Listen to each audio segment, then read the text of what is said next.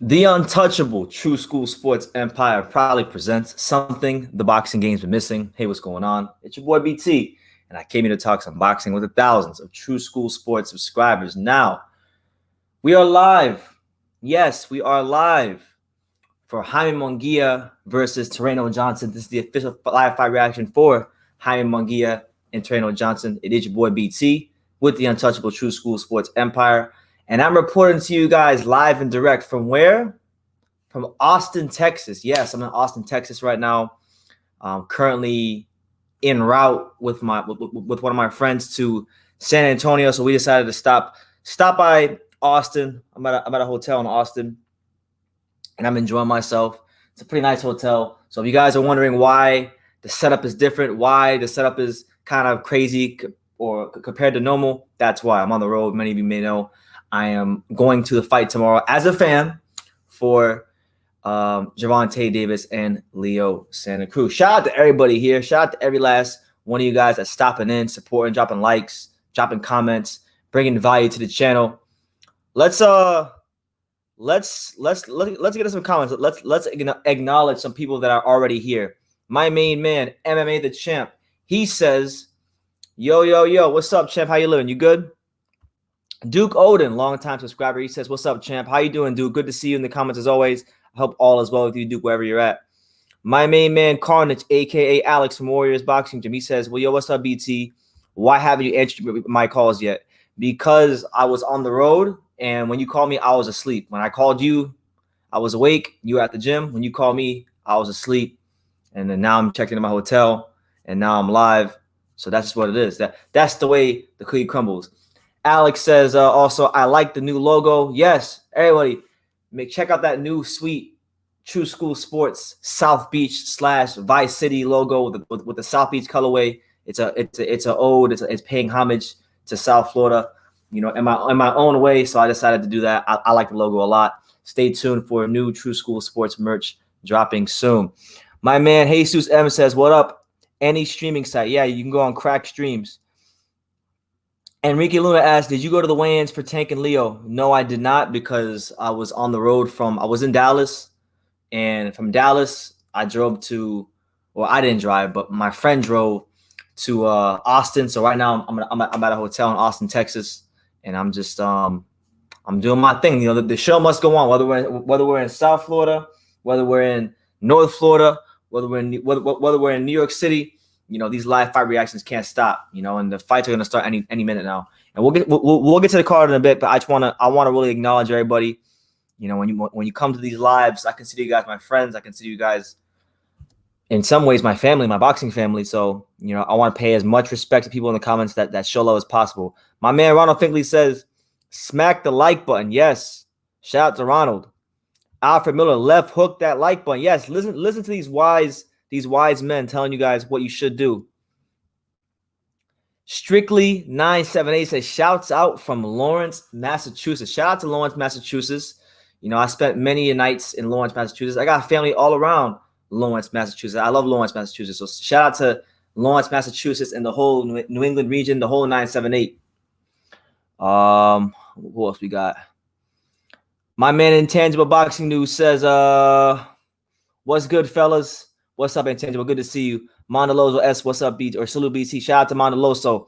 Christine says, BT, you must be hyped for the fight. Who do you got winning, Tank or Santa Cruz? I'm extremely hyped for the fight. Even more hyped now that Tank made the weight. And my pick before the weigh-in was Tank. And my pick even more after the weigh-in is Tank Davis. Or as I call him, and as he calls himself more affectionately, the one. So yeah, we'll go with the one. Alex, have you seen the thumbnails I sent you for Ryan Garcia?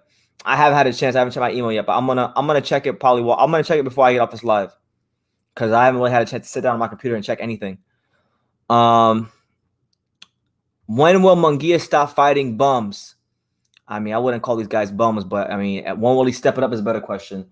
That's all up to Golden Boy Promotions and Oscar De La Hoya and the fine folks over there.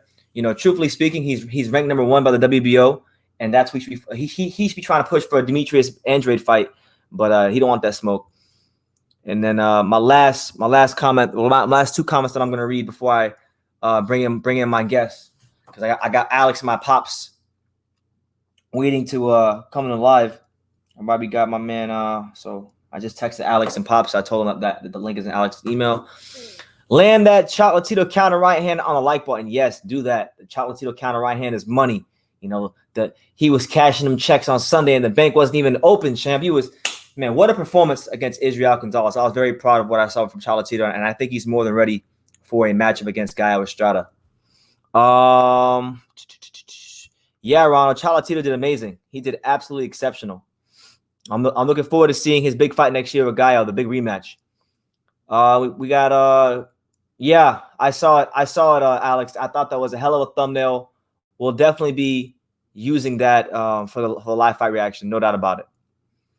Intangible comes with a comment about this fight saying that he believes that Tureano Johnson is pretty good and he thinks Munguia will get touched in this fight and that he thinks he should win, though. Okay, we'll see, man. I think Tureano Johnson is the kind of opponent that will give Jaime Munguia some quality ring experience because he's no bum. And you know what? Hold on. Let me get my stream going in the background.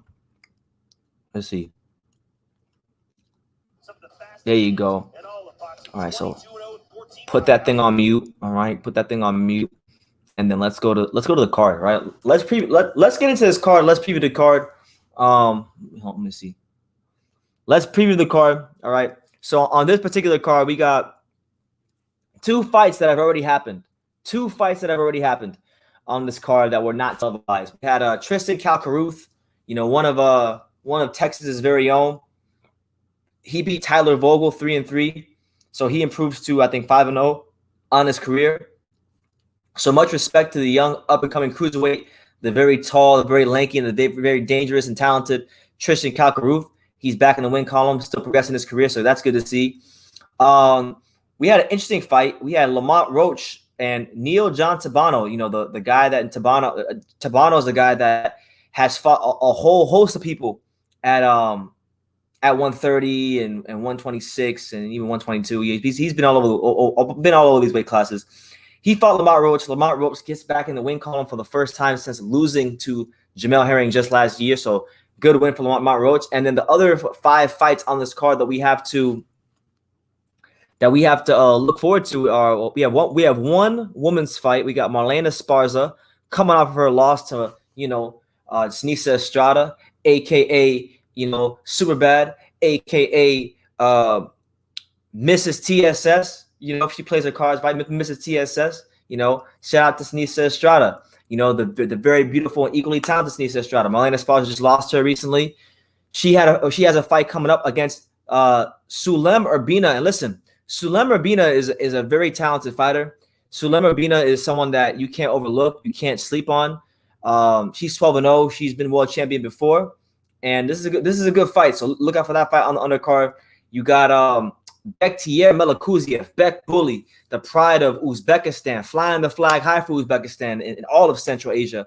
He's fighting Alan Campa for the WBO Intercontinental Super Middleweight title. So it's a regional trinket, but it's one of those belts that will get Bektier Melakuziev in a better ranking position to fight the fights that we want to see Bek Bully in. So it's an important step for his career.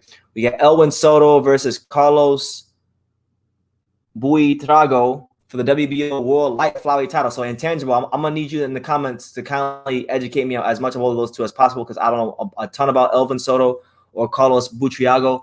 The co-main event, I believe, on this particular card, I think the co-main event is actually the best fight in the card. You got two undefeated, promising young welterweights in Rashidi Ellis and Alexis Rocha. Rashidi Ellis out of Lynn, Massachusetts. Shout out to Lynn, Massachusetts, and the whole 978. Very talented fighter, a guy that I think has been on the shelf way too long, and it's good to see him getting an opportunity on a Munguia undercard against another talented welterweight in Alexis Rocha. So that's a hell of a fight. Shout out to both these two young warriors for putting their oars on the line at this stage of their career. And then we got the main event, which is Jaime Munguia against Tureano Johnson. Jaime Munguia, this will be his 36th professional fight. And we have to start asking the question, and we should have been asking this question two or three or 4 fights ago. When is this kid going to fight the creme de la creme at 160? So that's the card that's the card tonight as it's happened and as it will happen. And yeah, you leave your comments down below on which fights you're most excited for. Let me know who you're predicting, all that good stuff. And smash that like button, as always, here on True School Sports. All right. We got, let's see. Let me see.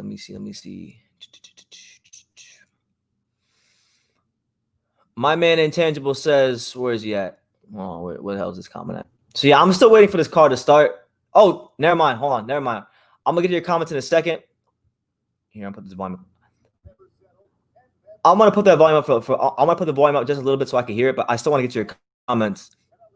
We got my man, Intangible says, I like Munguia and Elwin Soto. They get flack for having poor defense, but they're as exciting as hell. Soto has a great shim. Him versus Butriago should be very exciting. Absolutely. I'm looking forward to that fight. If what you're saying is true, it's for a world title. So why not? And yeah, Alex, I see your comment. I'll call you after the live. Christian says BT's on point. Or no, that was Ronald. And yes, Ronald, I am on point. Christian says, LOL, Sneesa Estrada is super fine. Yes, she's a very attractive woman. She's a very nice person. She's very down to earth. And I am looking forward to in the future going to LA and hanging out with Mrs. Sneesa Estrada. She's a very nice person. And right now, guys, as I'm speaking, I'm gonna put the volume up and I'm gonna focus more on these fights. You guys leave your comments down below. I'll get to them in a timely manner. But our first fight on the card is about to start. It's the untouchable True School Sports Empire.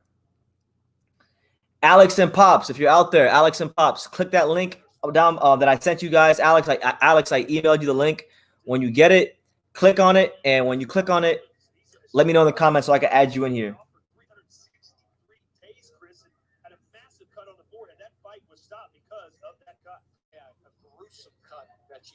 So this is the first time Marlena Sparza's fought since Sneesa Estrada beat the brakes off of her and made her quit in the ring. She took her heart, handed it to her on a silver platter.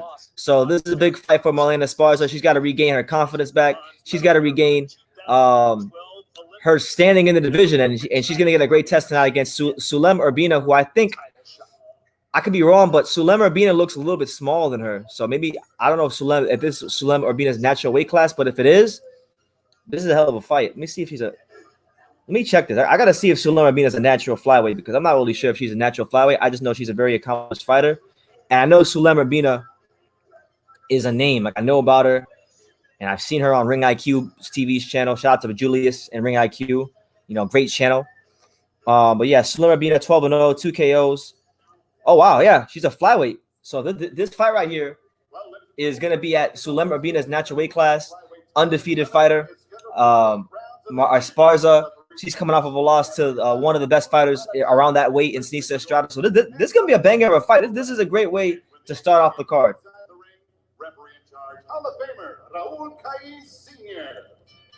Introducing you first, fighting out of the blue corner. Wearing white trunks, she waited officially. When is the Munguia fight? I mean, we got about 4 fights still the Munguia fight, so I'll let you know when it happens. Actual facts, boxing talk. Anthony Santos, he says, "Yo, true, saludos, homie, saludos, champ. Get to us, Chico. How you doing?" Yeah, bro. Sneesa Estrada folded up as far as like a blue steel chair. She was talking all that nonsense.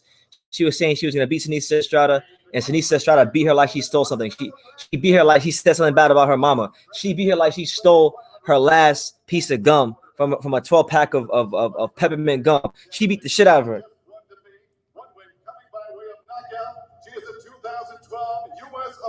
But I got respect for our Sparza. She represented the Stars and Stripes.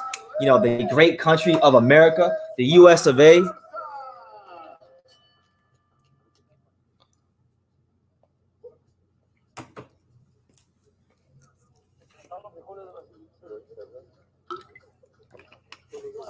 All right.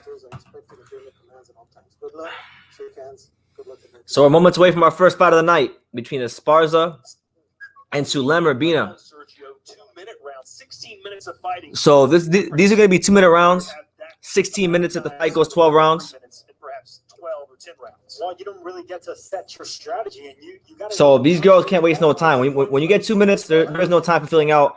You got to come in as quick as possible. So Sulema Urbina, she's coming off of 3 straight wins against Noemi Vasquez and Arlie Palacios, decent fighters. Urbina in the white trunks, Sparza in the black trunks with the pink trim. And you see right now, Marlena Sparza looks like she's trying to box. She wants to get back to her basics in this fight. The last fight against Denise Estrada, she got into a dog fight that she couldn't win. And right now, so far, throughout the first almost 40 seconds of this fight, you see Sparza using her legs. Now she's mauling her. Now she's using Andre Ward tactics to maul her and get her to the chest. So Sparza with a good jab. Good right hand there from Sulema Urbina. Urbina's no slouch. She's looking to make some waves tonight. She's looking to hand Marlena Sparza a second straight L. I think he's one of the best prospects in boxing. He was just a bronze medalist at the Olympics. So Olympic amateur experience. There you go. Good double jab there from Sparza. Right now, Sparza's having a lot of success using that lead left hand as a rangefinder to frame punches, to set the right hand up, and there you go. She's shooting Sparza. She's shooting that right hand to the body. And so far, Marlena Sparza is in great control of this first round. But Urbina is doing a good job of closing the gap and cutting the distance. She's just not able to keep Sparza there and cut these angles off to when Sparza steps off to the left or to the right. Make sure y'all smash that like button, man. It's great to have all 23 of you here. It's your boy BT, the untouchable True School Sports Empire, the official live fight reaction for the live fight reaction extravaganza for Jaime Munguia versus Tureano Johnson. There you go. Good right hand there from Sparza. So far, no time. These are 2-minute rounds. This fight's going to fly by. For those of you who are wondering how long it's going to take for Munguia to fight, this fight's going to pass by quickly. That's already the end of the first round. Urbina's putting on some good pressure. Hold on 1 second, guys. Hold on 1 second. All right, we got special guests. So here they are, live and direct from Miami, Florida. My main man, 50 grand, and Alex, the big payback, aka the Prince of Broward, and my pops. What's going on, guys? Good. What's up? Just trying to get ourselves situated over here. Can't wait for these fights, Should I give you some more time? No, we're good. Everything's set up. We're watching actually the first round of this fight right here. The second round. Okay. Second round. Yes, sir. Yeah, we have it on the TV, the DAZN app. So, yeah. Okay. So basically, this fight right here, I like to see Sparza win this fight only because I want to see her fight your girl, PT. Who, Sinisa? Yeah. Yeah. I like to see the rematch on that. What do you think? No, I don't care. This is gonna be a good fight. As far as Jaime, ever since the only fight I see him that he disappointed me was Dennis Hogan. I think he should have won that. The last 2 fights I seen from Jaime, he actually he hasn't impressed me. I mean, Golden Boy wants to make him a star, so we'll see what he does today. And that guy he's fighting tonight, Johnson, he's only been with him for. He had last 2 fights. He did fight. He beat Scott Squigley. He also fought Jason Squigley. He also fought Stevenson. So and then he had a 2 years lapse. So I think this is just a walk in the park for Munguia, to tell you the truth. I think he's gonna get touched. You think so? They said Johnson. I know he's gonna get touched. They say he's a coming forward guy. He stays in front and everything. Yeah. And but the thing about Munguia that he changed trainers. And I guess from what I was reading, they said that he's actually gotten better. I don't know. I haven't seen that yet, and I got 4 eyes. But I wish him the best tonight. Well, right now, Sulema Urbina, she's doing a good job. She's mauling the shit out of Sparza. Sparza trying to box her. Urbina's trying to maul her. And with this being 2 minutes, it's a struggle. It's a struggle for either one of these fighters to impose their style. Yeah, I guess this is the first time they actually fought each other too. So, like anything else, they get a feeling around,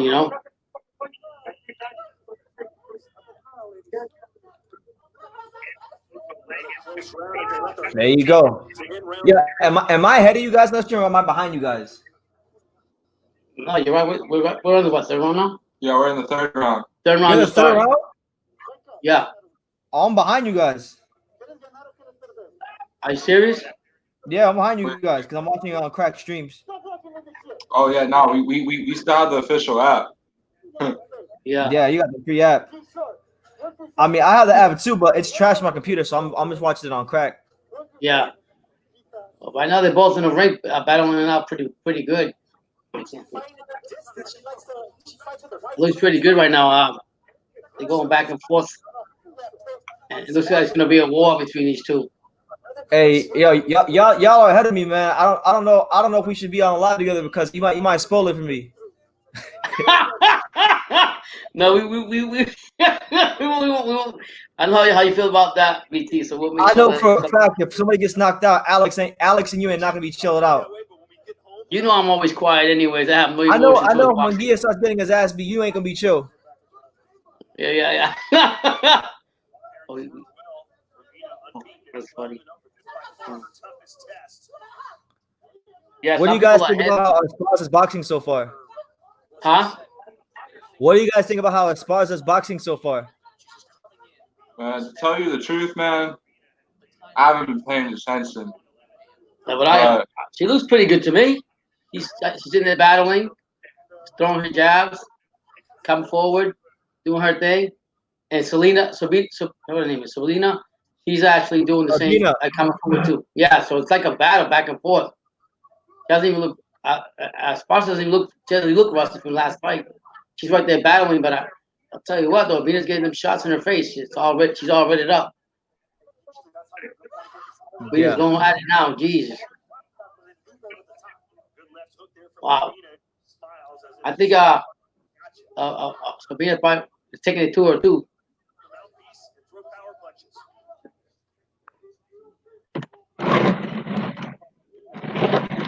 Hey, yo, are you guys gonna be around later? Yeah. Like after the fight? Yeah. Yo, I think I'm gonna do it live on my own because you guys are ahead of me. It's gonna be weird. Alright. No, so you're gonna handle it then? I'll handle it, yeah. But after the then live is we'll over, I want to talk to you guys about it. Okay, then we just comment. We'll comment on your live. After the fight's over, I'm saying. After the fight's over, just come back. After the whole thing, okay. Yeah. All right. Yeah. All right, take care, BT. All right, pops. All right, Alex. All right, so yeah, we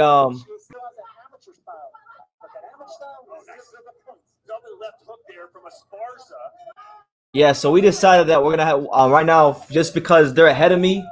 I don't want my reaction to be spoiled by them being ahead of me because we're in 2 different states right now. So I'm gonna have Alex and Pops back on later because like even my setup at this hotel is a bit weird. So yeah, Urbina's not backing up. These girls are both fighting really hard. You got Sparza just getting a lot. She's doing a lot of good work. That right hand has been good for her.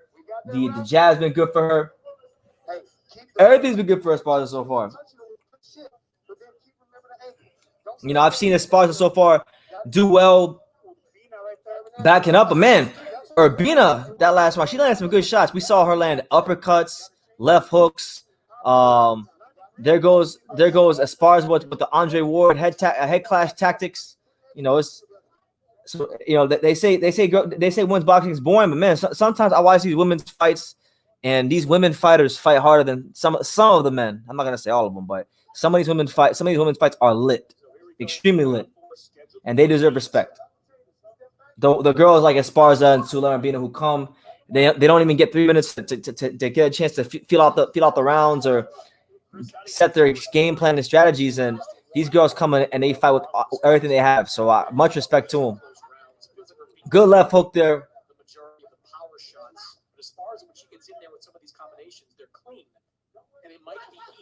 There you go. Good right hand there from Urbina. Right now, if you guys are wondering where I'm at in the card, I'm probably behind some of you guys. I'm in round 4 with about 1 minute and 18 seconds left. So that's where I'm at.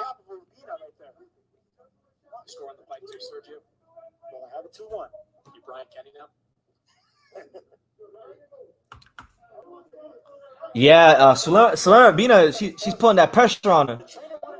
She's putting that pressure on her. She's getting hit with some of these shots. And she's saying, damn, I remember when Sinisa Estrada broke me off like this.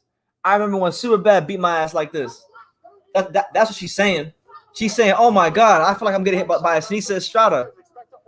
Although she's not getting hit by Sinisa Estrada. She's getting hit by a girl who can't punch as sharp as Sinisa Estrada, and she don't punch at the angles like Sinisa Estrada, but still, she's giving this woman flashbacks of something she doesn't want to remember right now.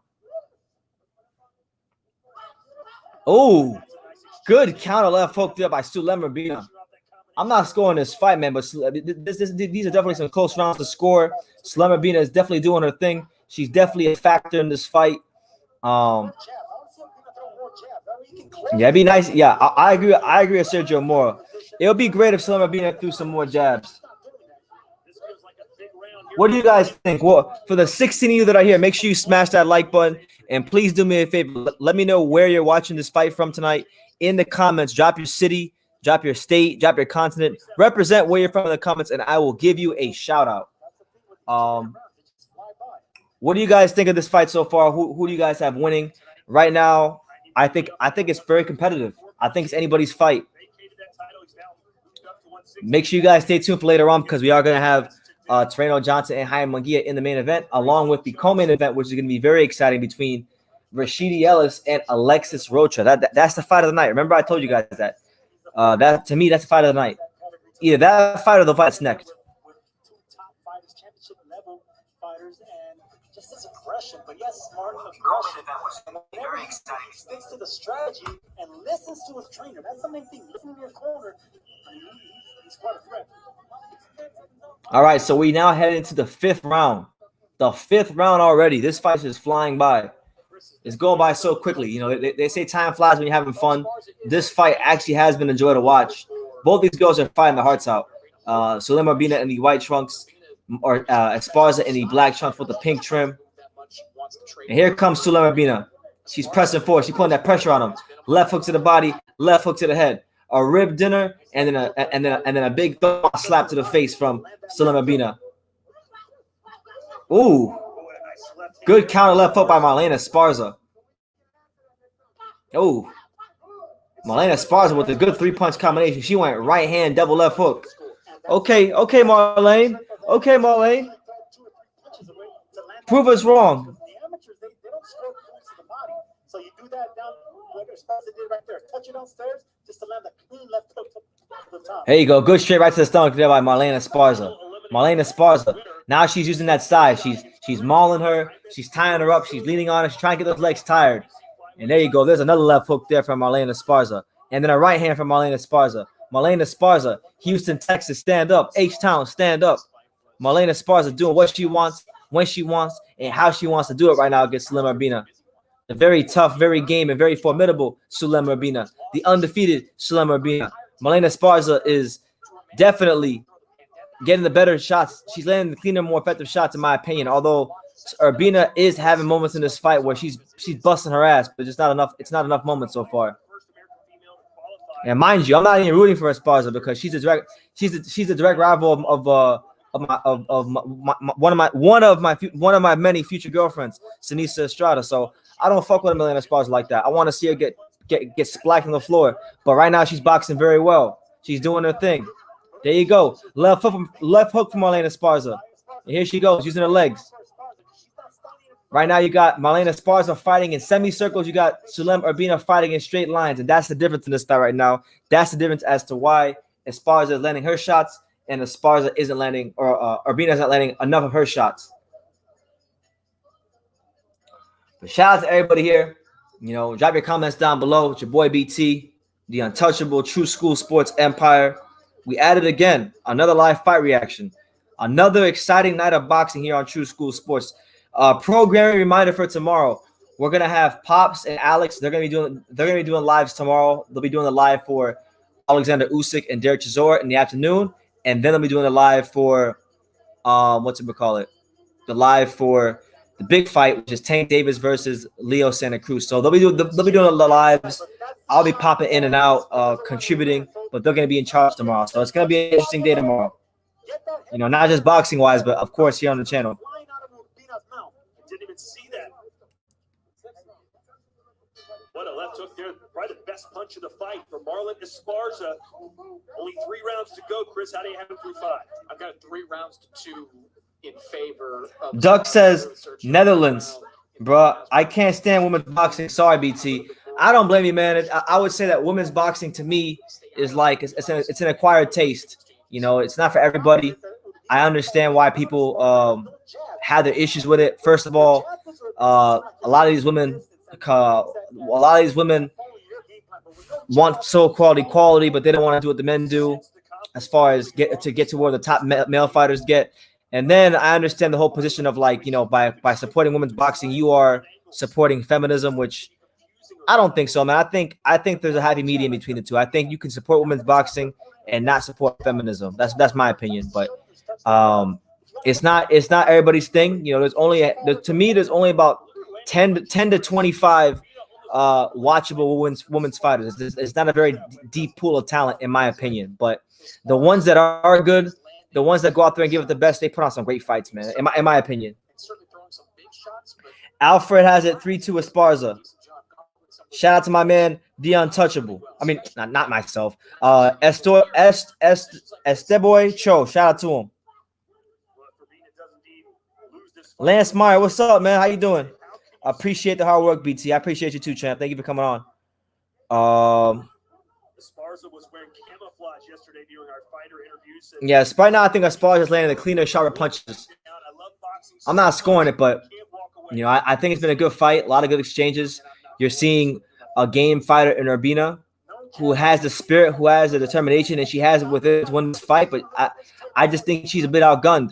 She's a bit lacking in the skills department, and Sparza is making her pay for each and every last mistake she's making. So on my end, I know some of you guys are ahead, but on my end, that is the conclusion of the 6th round. And our next fight is going to be Elroy Soto versus Butriago for the WBO light flyweight title. So this might wind up being a good fight. You know, you guys know I'm a big fan of these smaller weight classes. I'm not going to lie to you. I'm not really too familiar with either of these fighters, which is why I asked Intangible Boxing News earlier to educate my ass on both of them. And from what he told me, style-wise, this has a chance to steal the show. This has a chance to be the fight of the night. So we're going to see. By the way, happy Halloween to everybody.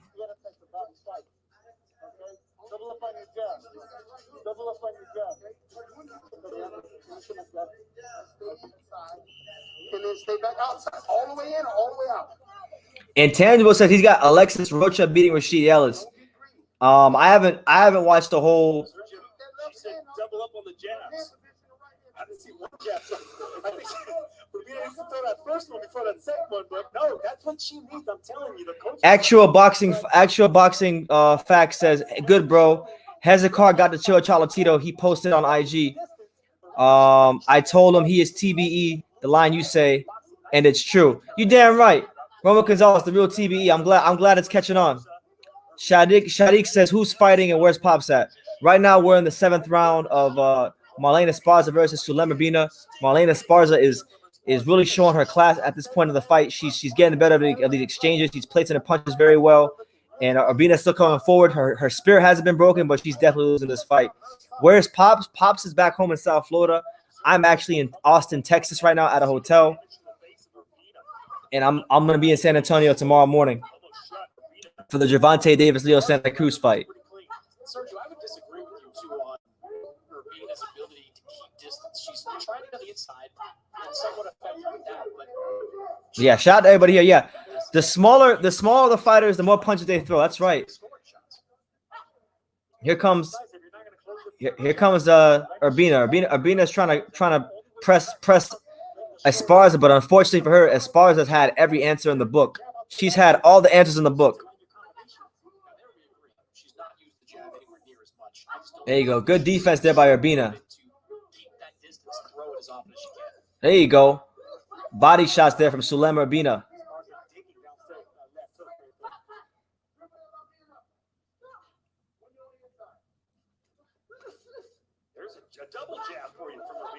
There you go. There you go. Good jab there from Sparza. Right now, so far, we're 7 rounds in the book. And Marlena Sparza so far, you know, there was a lot of questions coming into this fight, fighting an undefeated, battle-tested, proven fighter like Urbina.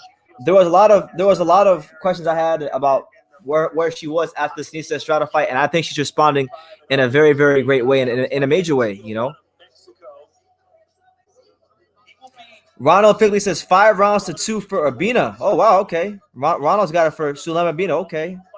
I don't agree with that, but I think I'm not scoring it, but I think the Sparza is winning.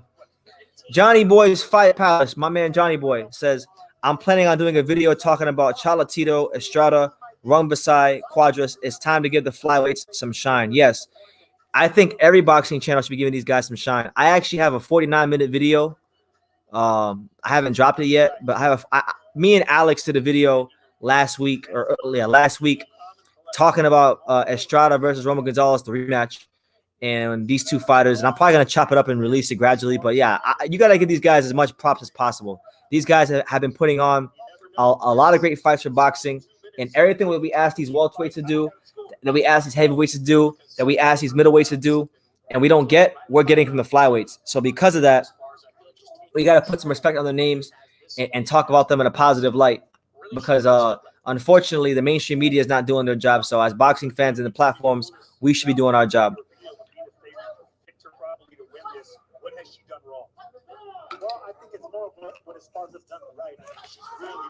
Counter right-handed from Marlena Sparza. Man, Marlena Sparza looks like a hell of a fighter right now. She's countering. She's showing these amateur skills. She's showing why she was such a highly ranked amateur. But here goes Urbina. Every time Urbina touches this girl with something, Sparza immediately holds. I mean, she don't want no smoke when Urbina comes to that pressure, and that pressure's busting them pipes.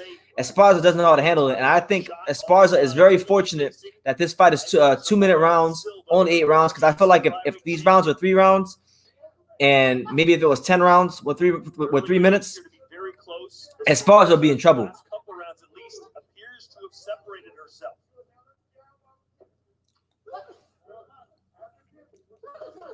There you go. Good body shot there from Sulema Urbina.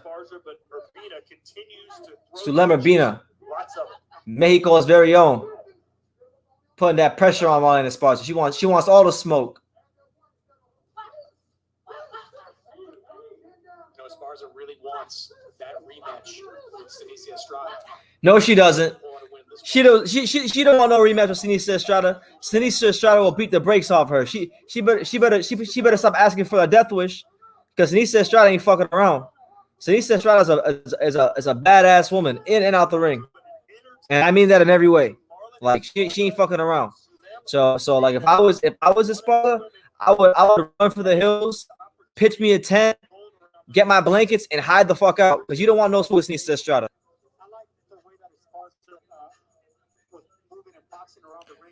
Urbina has a chin in the air. Sparza is really tucking the chin well. I see that. Enrique Luna says Seniesa said no. Yeah, Seniesa said no because Seniesa probably has bigger fish to fry at the moment. You know, Seniesa Estrada just beat the shit out of her. She made her quit. You know, all that stuff. So Marlena Sparza should build herself back up to go fight Seniesa Estrada.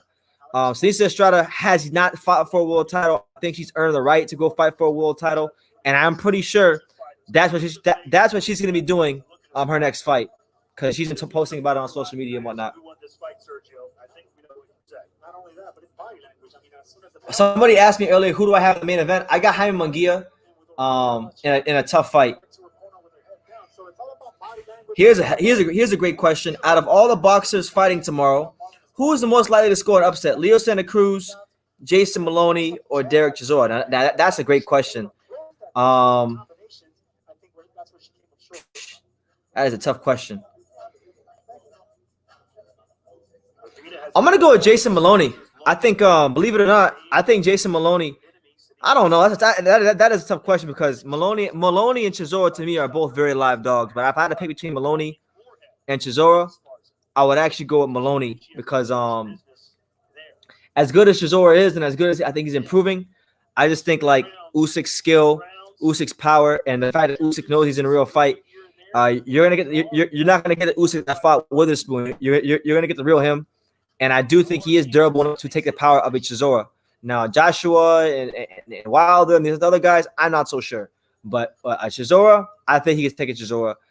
But for Maloney, very good opponent for Inoue. You know, I think. Hold on, the decision's coming in. 72. Chris Migliori has it 78-74. All for your winner by unanimous decision from Houston, Texas, Marlene Esparza. All right, there we go. Marlene Esparza back in the win column. So shout out to Houston's very own Marlene Esparza, you know, former U.S. Olympian. She does what she has to do. She has a good performance. She improves to 8-1 with one knockout in her career, and she takes the O of a good fighter in Sulema Urbina. So good, very good win for her. I would even fair to say the best win of her career thus far. But I'm gonna say I'm gonna say Maloney, man. I think I don't know, man. Honestly, let me think about that one some more because I don't know. I don't know, man. Okay, I'll tell you this. I don't think it's Santa Cruz. With Tank Davis making that weight, I don't think it's Santa Cruz. Santa Cruz is gonna get when I go to the Alamo Dome tomorrow, because I got a pretty close seat. When I go to the Alamo Dome tomorrow, they better have the stretcher ready ringside for Leo Santa Cruz, because that's where he's going. Tank Davis is putting that man on the stretcher, no doubt about it. Fuck it, man. I'm gonna go with Chisora. I'm gonna go with Chisora, man, because at the end of the day, like, it doesn't matter if Inoue struggled with Donaire, and Donaire is a strong, full-fledged 118-pounder. The reality is, a fighter can have a certain amount of attributes, but they still gotta have a certain amount of ability to beat another fighter. And I'm just not sold on Maloney being able to beat Inoue. So I'm gonna go with Chisora. I just think like Chisora's gonna come to fight. Chisora's gonna throw a lot of punches. Chisora's not gonna go down quietly, and we just don't know about that chin of Usyk. So we'll see. I'm gonna go with Chisora.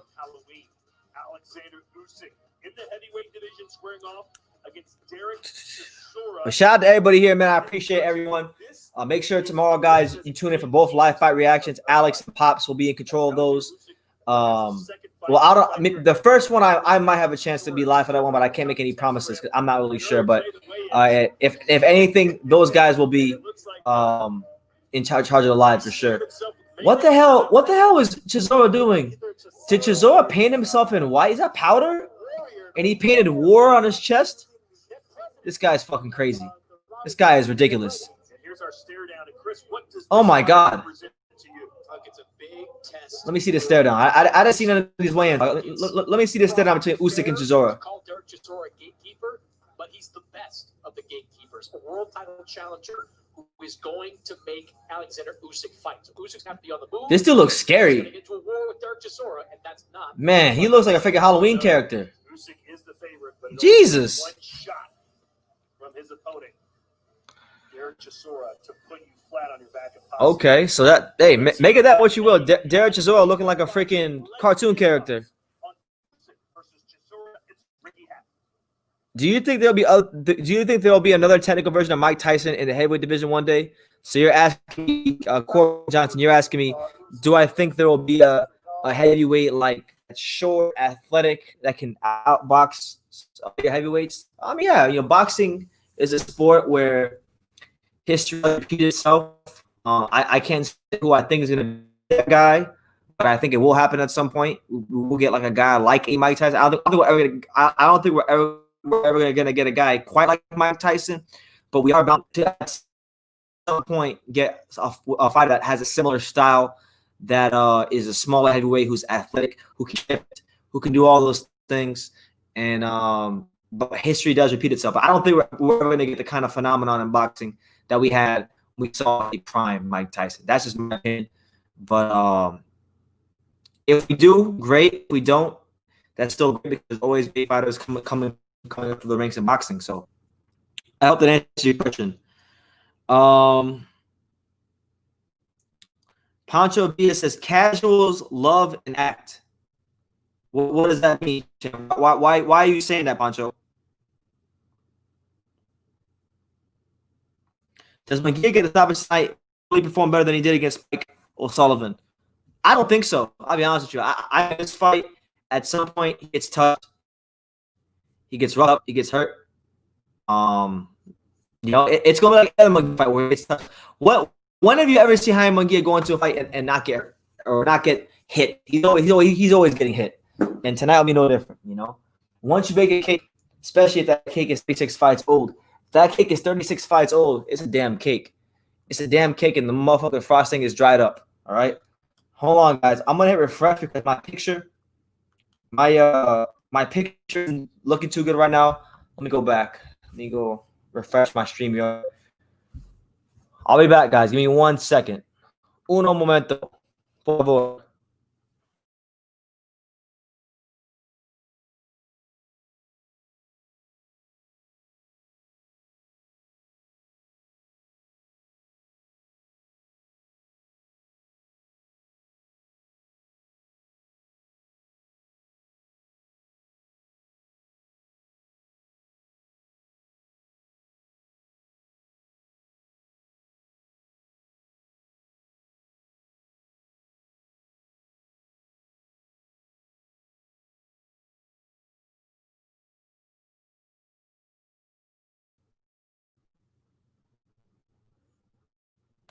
And I'm back. But as far as Jaime Munguia, like, look, I think they tested tonight. You know, every fight from Munguia. Like, when have you ever seen Jaime, aside from Saddam Ali, who was smaller than him, who he was supposed to go on there and just absolutely fold up. Aside from Saddam Ali, when have you ever seen Jaime Munguia go on there and dominate any sort of competition? It's very few and far between.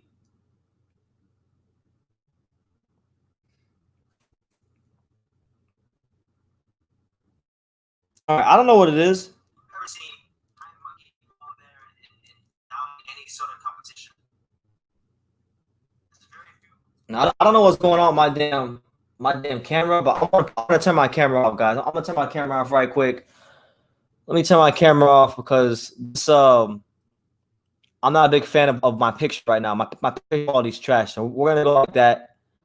We're gonna hit stop camera, and you know, while we're at it, hold on, while we're at it, let me change my avatar because that picture quality is pissing me off. I'm very picky about my picture. I don't like when I'm live and it gets all pixelated and stuff. So let me go over here. Let me make my new picture. The True School, the new True School Sports logo with the South Beach logo, the South Beach colorway, the Vice City colorway. Let me see, bang.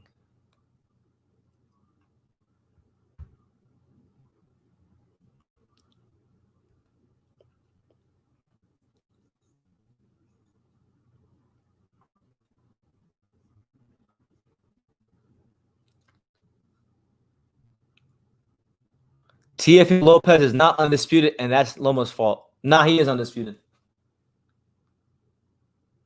In my opinion, he's undisputed in my opinion. But listen, I was at H Money last night, and I was talking to H Money, Mr. DAZN. Shout out to him. We talked about that for like a whole 2 hours, and like 3 in the morning, talking about Devin Haney.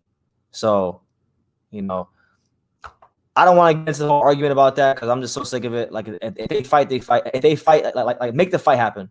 Make it happen. Whoever wins, you know, kudos to them. Hold on 1 second, guys. Lomachenko should have lost to Haney. I don't know, man. I don't think Devin Haney will beat Lomachenko, to be honest with you. Everybody's making Lomachenko sound like he's this bum now because he lost Lopez, but like, you know, Teofimo Lopez and Devin Haney are 2 different fighters. I'm not so sure that Devin Haney will beat Lomachenko, to be honest with you.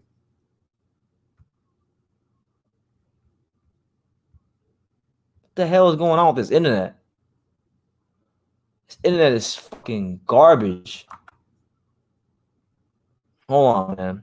Edit audio. I'm trying to change my picture on here.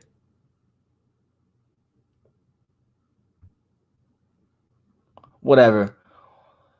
I'm gonna try this one last time. If we can't change it, it is what it is. But yeah, I did shout out to my man T20. He asked me Did I watch the ladies fight?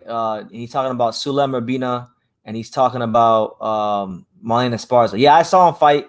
It was a good, consistent, sustained action through the 8 rounds. You know, good win for Marlena Sparza. There you go. There you go. That new True School Sports logo with the Vice City colorway, with the South Beach colorway. You know what I'm saying? It's good stuff. Oh man, I've had a long day today, guys. We're fucking on the road all day with my friend. So we're just gonna relax. I'm gonna lay down because I deserve it. We're gonna watch some boxing. We're gonna talk. We're gonna have a great time. Shout out to everybody who's here. It's the Untouchable True School Sports Empire. We're one fight deep into our undercard so far. We saw Marlena Sparza get a W against Sulem Urbina. No, good for her. No, she's back in the win column. She's doing her thing. And I wish Marlena Sparza nothing but success in her career, as long as she doesn't fight Nisa Estrada. I think she showed some good mental toughness and mental fortitude to go in there tonight against, you know, a good, proven, quality, established name in the flyweight division of boxing in Urbina. And she didn't just win. I thought she looked pretty good.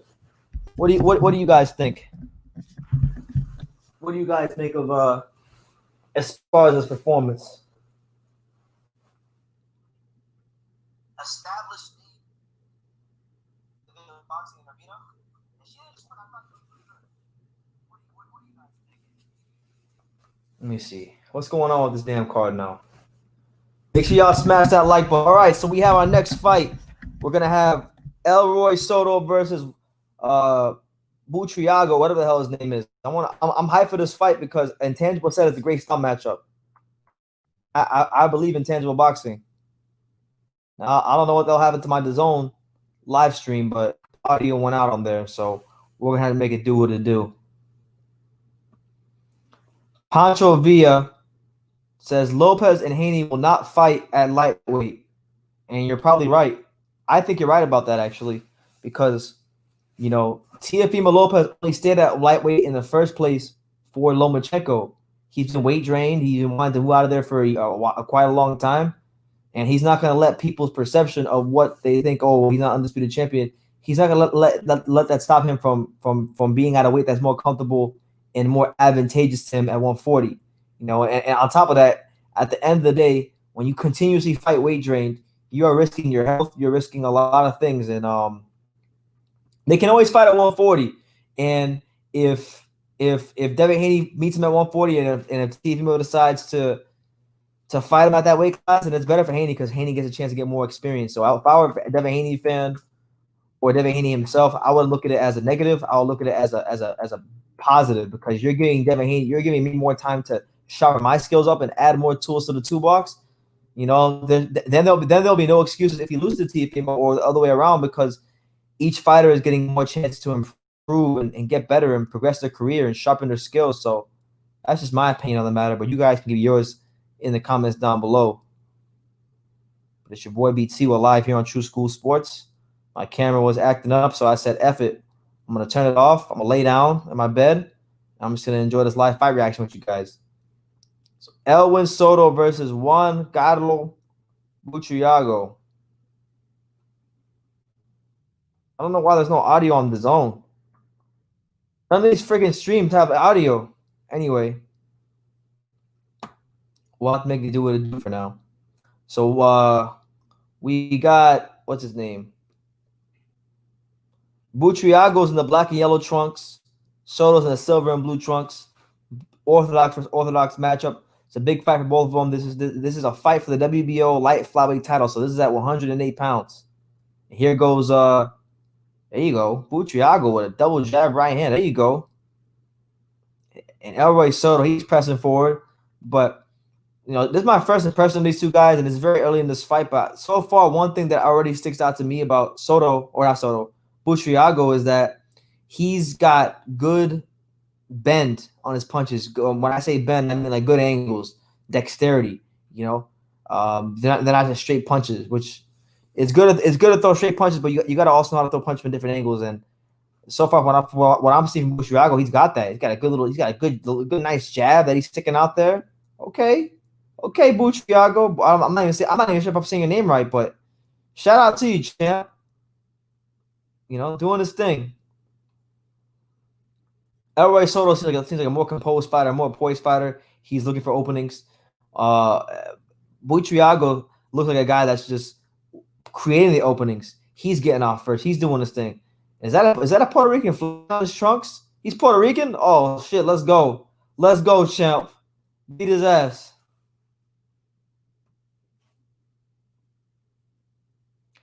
Bruce Vane, what's up, champ? How you doing, Bruce? Good to see you. Everybody go subscribe to Bruce Vane. Good guy, good channel. I know Bruce has been watching years before he even had a channel. You know, the utmost respect goes to Bruce Vane. He's been doing his thing, you know, for the last couple years on YouTube.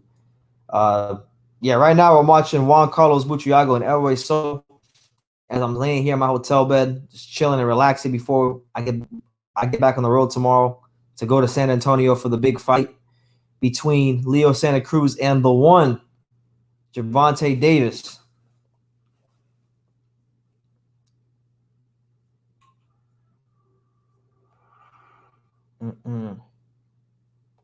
Shout out to everyone here, man.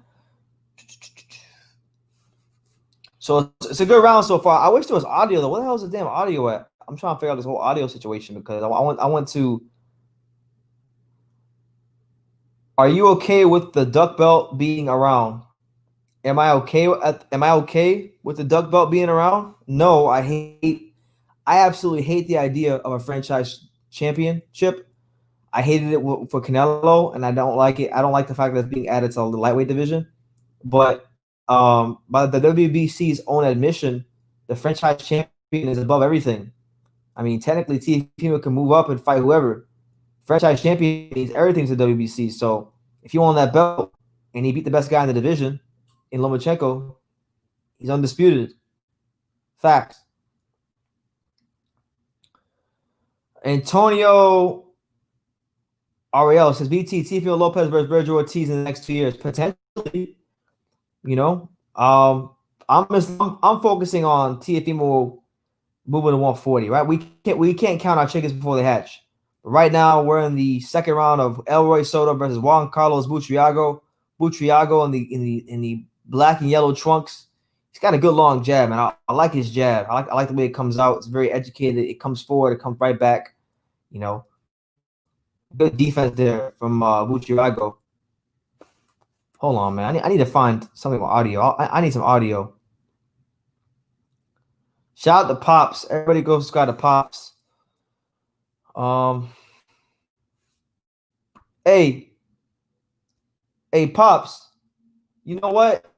Shout out to Ruben. Hey, Pops.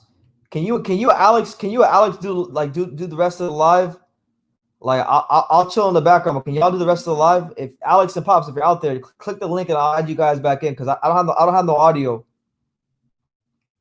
Esteboy Cho says, "Is the one showing up, BT? Oh, the one is gonna be there. The one is gonna be there, and I'm gonna be in the building. I will be in the building.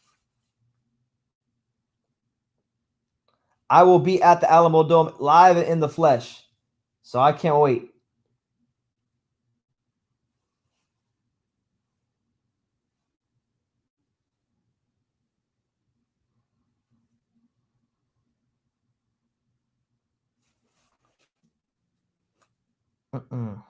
But this is a good fight so far. I like what I'm seeing from Elroy Soto. He's pressing forward.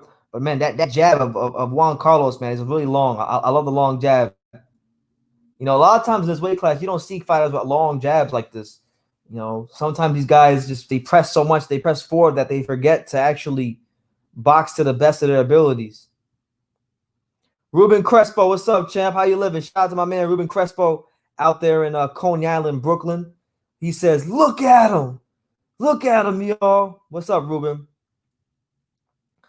Yeah, we just chilling, champ. I'm in my hotel room watching these fights. You know, it sucks. This hotel don't got freaking DAZN, so I gotta watch it on this bullshit stream. Hold on, guys. I'm gonna call Alex and Pops and see if we can get them back on this live. But I appreciate everyone here, man. It's gonna be a hell of yo.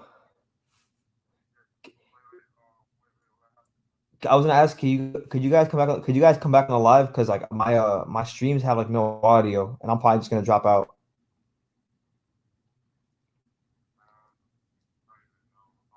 Where you at right now?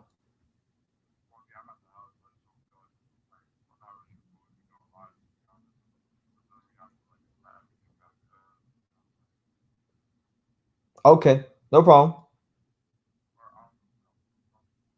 Huh?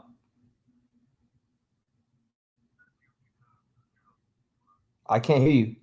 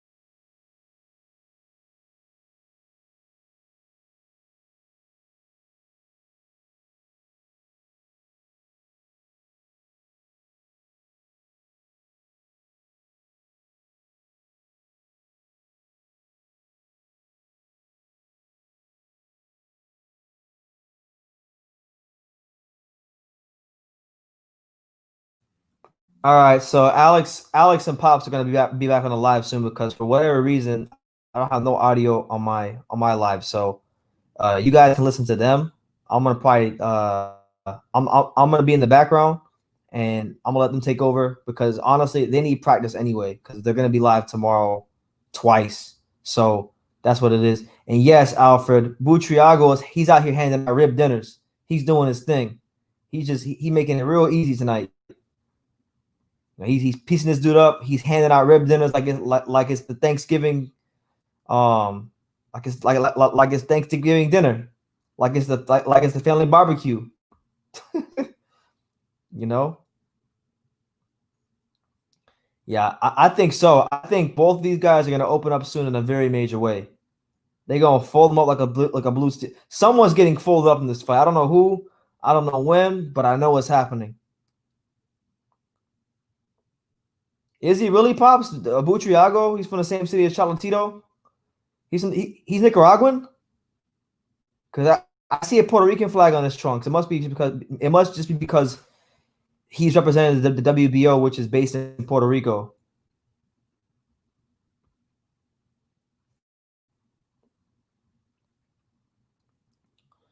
Will Canelo Alvarez fight the top dogs at 175? Will Canelo Alvarez fight the top dogs, period? That's the better question. Will he fight the top dogs, period? We need to really ask that question. Because I don't know. My guess is as good as yours, champ. I don't know. Make sure y'all smash that like button, hit the subscribe button if you're new to the channel. Right now, I'm having some technical difficulties because, like I told you, I'm in Austin, Texas, and all these stream sites that I normally use, the freaking audio went out, and I'm used to having the fights with the audio. So I'm waiting for Pops and Alex to come on, and they're gonna come say the day and get some practice for tomorrow.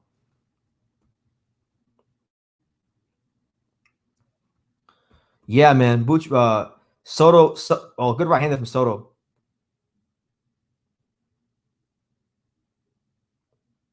All right, so that's another round of the bank, and I think this fight's gonna be like a fine wine. It's gonna get better with time. It's gonna age well. That's what it is. But to me, in my opinion, the real main event is next. I'm really looking forward for Ellis and Alexis Rocha fighting each other. I'm a big fan of when undefeated prospects put their O's on the line. I love fights like that. So good stuff.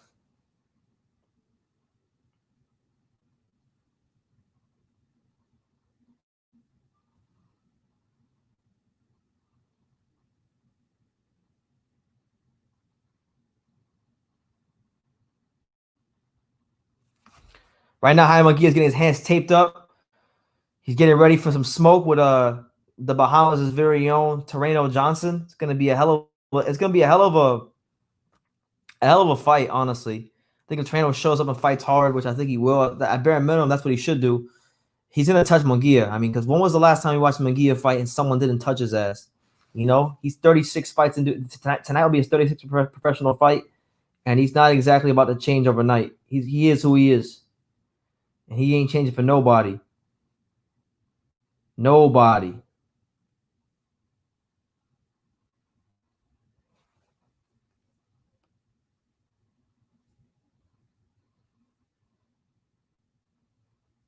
So we're going into the fourth round. I'm about 30 seconds into the fourth round right now. Elroy Soto pressing forward. Oh, there you go. Good right hand there from Elroy Soto. Elroy Soto looking to do some serious damage to Juan Carlos. Juan Carlo with the jab. Show him that jab, champ. Show him that jab. There you go.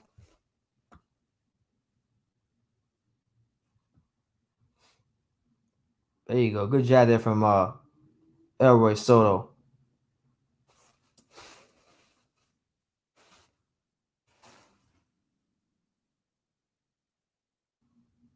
Ugh.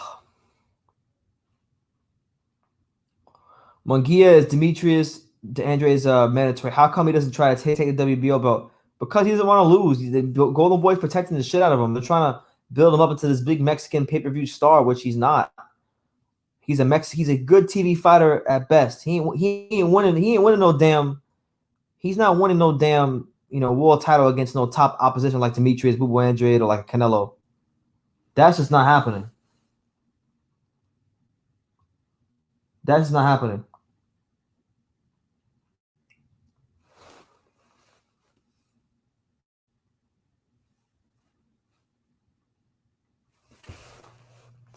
My man Pancho Villa says in the 70s to the 90s, undefeated prospects won at it regularly. That's how they went from that's how they went from prospects to contenders.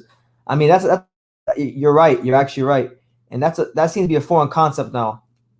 Now it's like when I see that happen, when people see that happen these days, it's a big deal. But back then, it wasn't a big deal at all.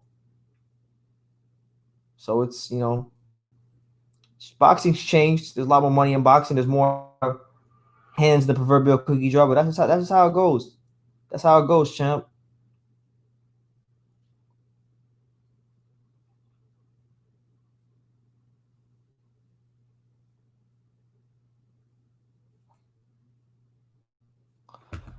Yeah, we're in the fourth round of Elroy Soto versus Butriago. My man Ruben Crespo says, yo, champ, when you get a chance, go and listen to that new Busta Rhymes album. I will, champ. But right now, Ruben, I've been listening to one of my friends put me on to Benny the Butcher.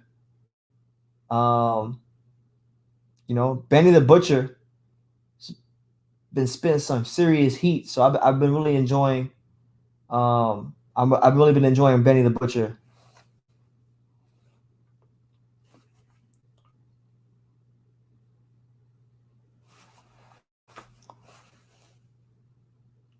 Guys, give me 1 second. I'm gonna mute my mic and I'm gonna go find a stream because I feel weird watching this fight with no commentary, with just me commentating. So I'm gonna really go look for a stream right now. Give me like a couple minutes. Don't go anywhere. I promise you, I'll be back.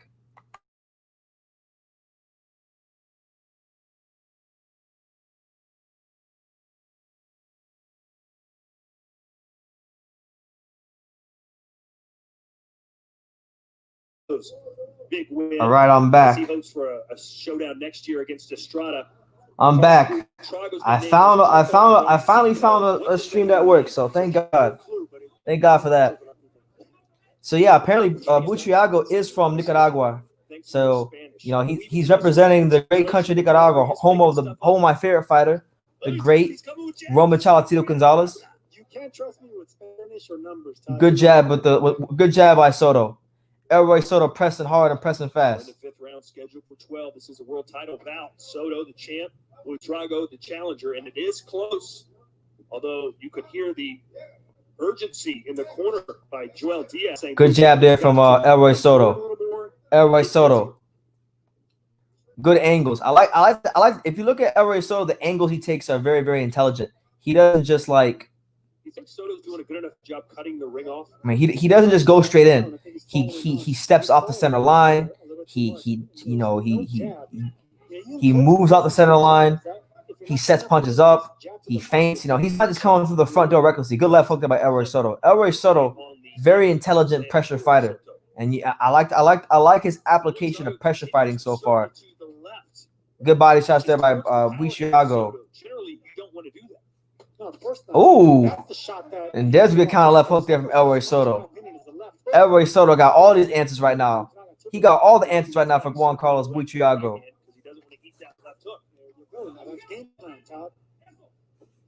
My man ain't playing right now. Nice job right there by Butriago. You got to double and triple those up. Butriago is a world traveler. Has fought in 8 different countries since his pro debut in 2008.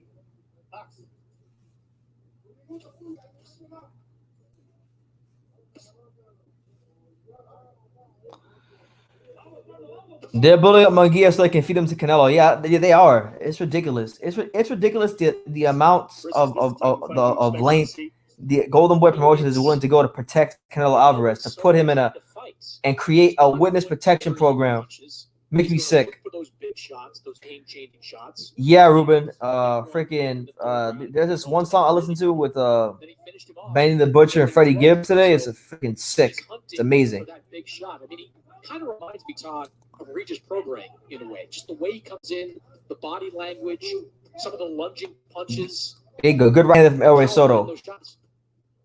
Looks like Butriago finally standing stationary, at least momentarily. Yeah, my man, Elroy Soto. He's breaking Butriago down real slowly, and real systematically. Just systematically. Butriago off balance a little bit. You can see so full of confidence. Seems to have barely broken a sweat. Coming up next, it will be our co-main event of the evening. Some of the fastest. So the co-main event is up next. Speedy Rashidi Ellis, Lynn, Massachusetts' very own. He's getting his hands wrapped. Alexis Rocha is warming up, so you know it's gonna be fireworks. It's gonna be 2 undefeated prospects doing what the old school fighters used to do. Putting their undefeated records on the line to see who can move to the next level. Just 2 prospects, and we're going to see who moves forward with a big win. Yeah, both these guys were scheduled to face somebody else on August 28th. That show was canceled. Now here they are, faced against each other. Winner takes a big step forward. You need to show him more energy that you want to win this fight. Chris, what's your scorecard look like? I've got 3 rounds to 2 now in favor of Elwin Soto. One thing that worries me a little bit about what I'm seeing from Butriago, open mouth. Towards the end of that round, yeah, I think the pressure of Elwin Soto is definitely getting to Butriago. Mannix made a great point. He said Butriago is his mouth. His mouth is he's huffing and puffing like the big bad wolf, you know. And Alfred Miller understands the deal. He says exactly, DT. When you move side to side, it's not only a defensive move, but it allows a fighter to get more leverage and power on a punch. Exactly. So if Butriago throws a lazy jab, or if Soto slips the punch, that allows Soto the extra time to load up on a big shot and counter off of it to hurt him. So you know what you're watching. You know about boxing, Alfred. With Calify against Chocolatito. How confident was Calify going into that fight? Then he gets in with Chocolatito. It was like, damn, I got to keep moving this long? Eventually got himself knocked out.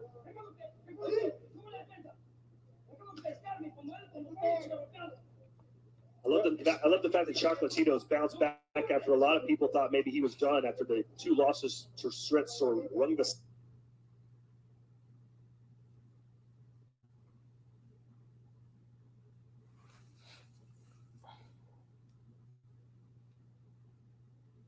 Chocolatito, but that was vintage Chocolatito. Let's see. Good I'm out here handing out some. I'm out here handing out some wrenches right now. Who hasn't quite imposed his will like he would like to. Well, that's a right hand. That scored. It was like an offset 1-2 right there. It was a sharp jab, and then a little pause before the right hand.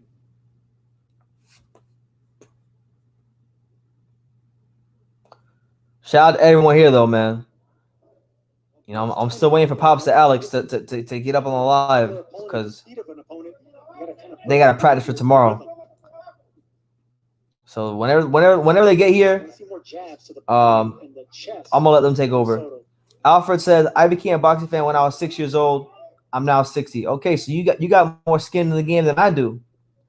You got more skin in the game than I do. I mean, I haven't been a boxing fan nearly half as long as you. So shout out to Alfred Miller, a boxing lifer. Round 6, Erwin Soto versus Juan Carlos Butriago. You know, so far, you know, pressure Soto's really starting to wear it out. Butriago. Soto's not known for his defense. He's doing a pretty good job keeping that guard up and absorbing some of those lighter punches.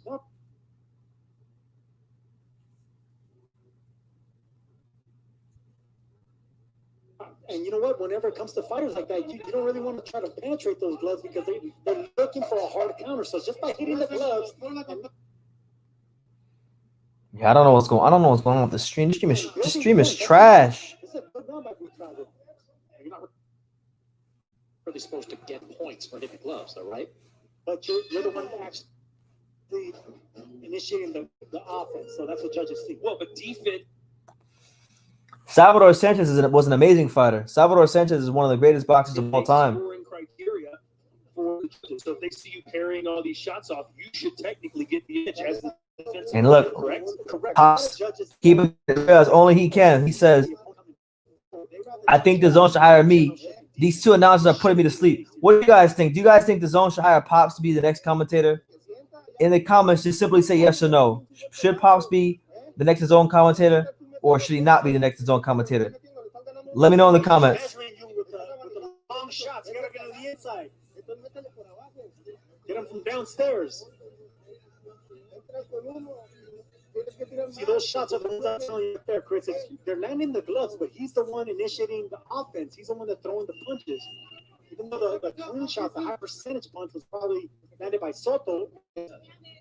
Butriago that actually was fighting at distance, doing really well. I agree. Activity, offense, if throwing punches, it matters. Hell, I saw Paul Williams win a bunch of fight away. All right, so round 7 of Erwin Soto versus Juan Carlos Butriago.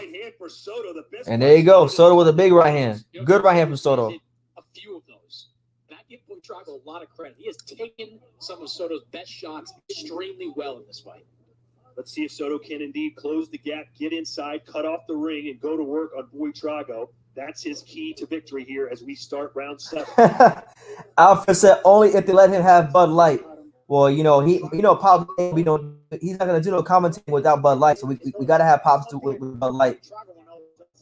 And I agree. Pops for President 2020. Hey, Pops, where's you and Alex? Where are you guys at?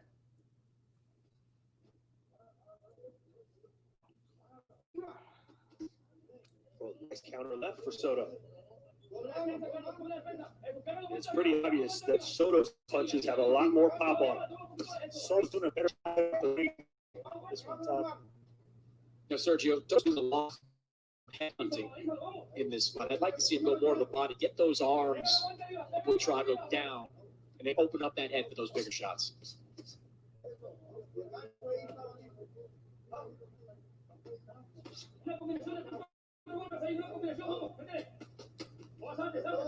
Butriago follows instructions. Joel Diaz just said, ask for a 4-5 punch combination. That's exactly what he got from Butriago right there.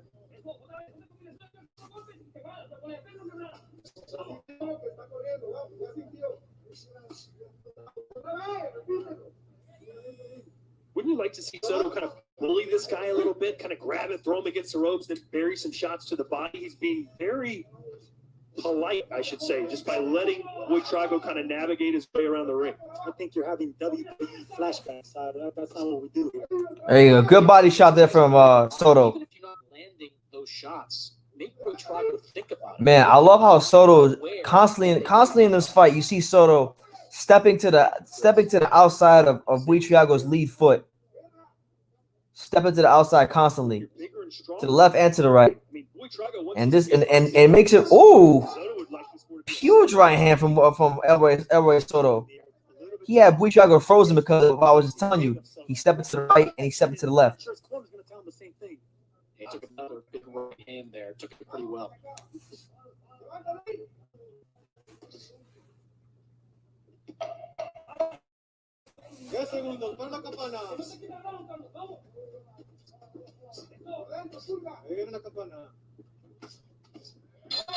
Right hand right over the top by Soto scores as the bell rings.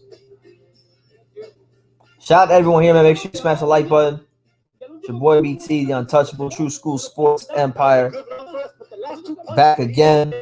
Next fight is going to be Alexis Rocha versus Rashidi Ellis, a big prospect building fight for both fighters in the welterweight division. You know, we're going to find out who's in that next step towards welterweight supremacy.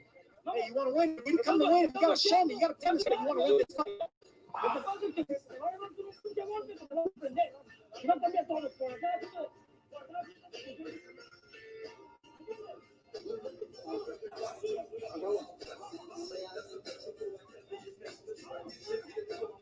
Vamos, métele, inteligencia.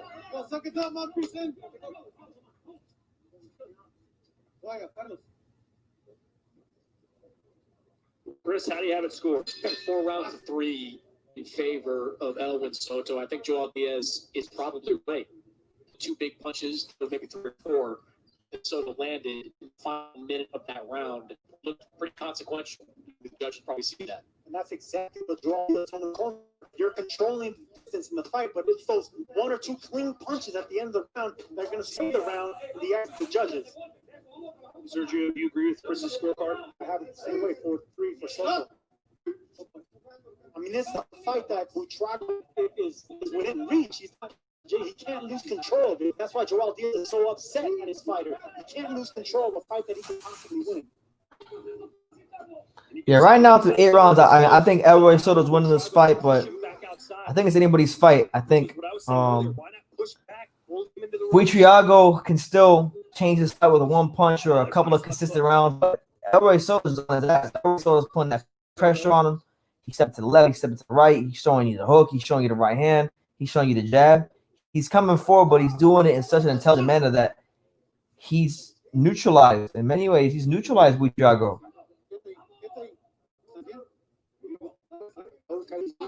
Yo, Pops, where you at, man? Oh, okay. I'll do it now. That's what Soto was waiting. Yo, just tell Alex to go on his email. I would love to see Pops, tell Alex to go on his email, or I'll send it to your email. He keeps that chin up, so if that first one don't land, the second one will. Body shot right there by Butriago on the inside. Yeah, Butriago becoming more stationary here in round 8. That's Butriago ain't moving. For a fighter like Soto. Yeah, real stationary. I like seeing that from the taller fighter. He's finally digging down. He's not moving as much anymore. He landed 2 good body shots from the inside. There's a right hand for Soto. Not a ton behind that one.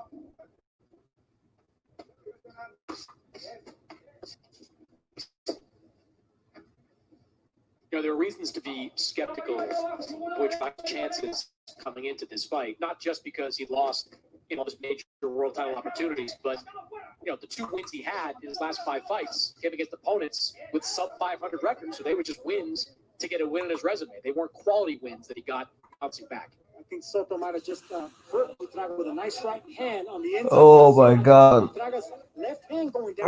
He punches with his hands down, so there's a clean right hand right to the belly of Butriago for Soto.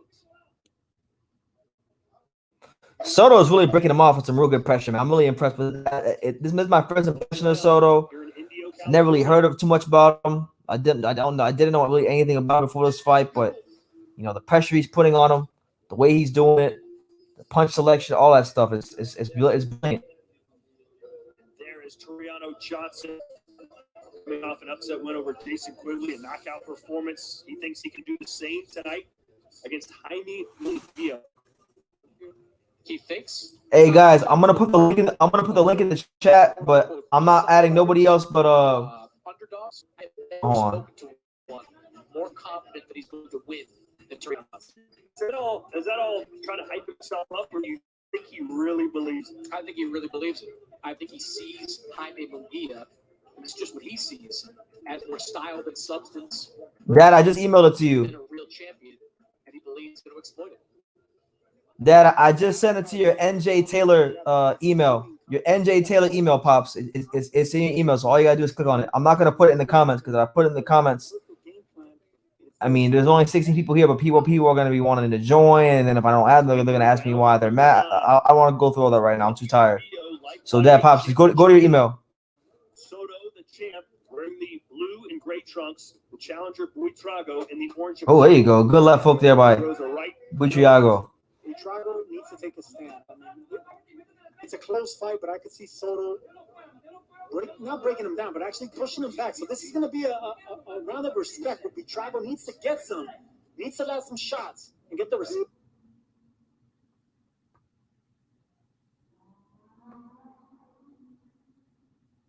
F it, man. Listen, I'm dropping a link down below, but I'm not. Oh my God. Hold on, guys. Hold on. Jesus Christ, man. Hold on.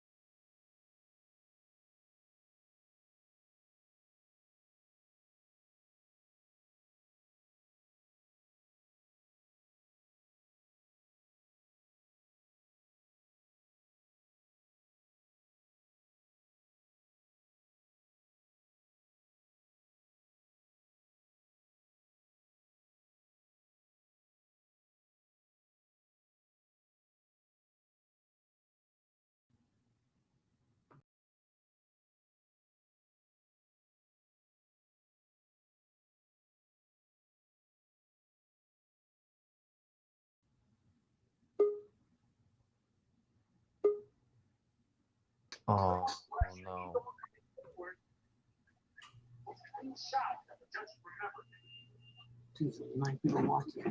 What's up, Pops? Oh, he's what's up? Hey, what's going on, man? What's up? See what I got, brother? I see what you got.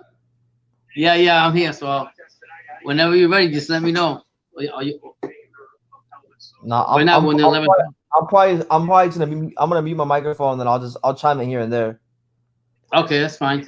Y'all gotta practice for tomorrow. Well, it's me right now, so I'll get to practice. All right. You get to Anyways, practice. yeah, it's all good. So you got me on live now or no? You got me muted right now. You're live. You're live. They're watching you drink Bud Here Light. we are, guys. We're the 11th. In the comments Yeah. right there. We are exactly in the 11th round of the Soto Butriago fight. It's been an interesting fight. Different style. Butriago's been the more active puncher going forward and everything. But Soto's very patient and he's methodical when he goes and punches. So basically, he's been coming on since the 8th round. I've seen him pick up his pace while Butriago's. He's hanging on, but he's breathing and everything. He's letting me know that he's tired up from all the punches. But Soto's fighting a smart fight. How you guys got it scored? I got it pretty much. I think Butriago's probably still winning because of the activity with his punches, but Soto's coming on. That's how he fights. Even what's his name said in the beginning, that's how he fights. He's not one of these two fighters. Are not one of those two weights that actually just fight consistently. And we can see that right now. The fight that I'm waiting for is the next one, but this one right here is not bad. Right now, the referee just stopped Soto and warned him about something. I missed what he was talking about, but he warned him.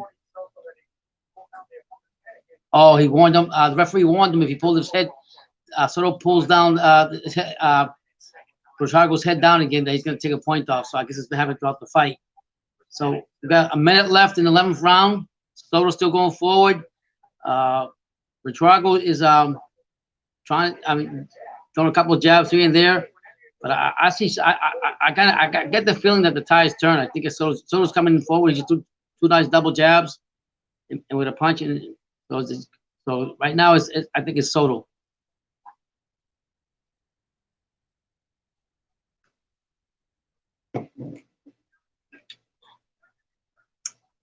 Another nice overhand right by Soto.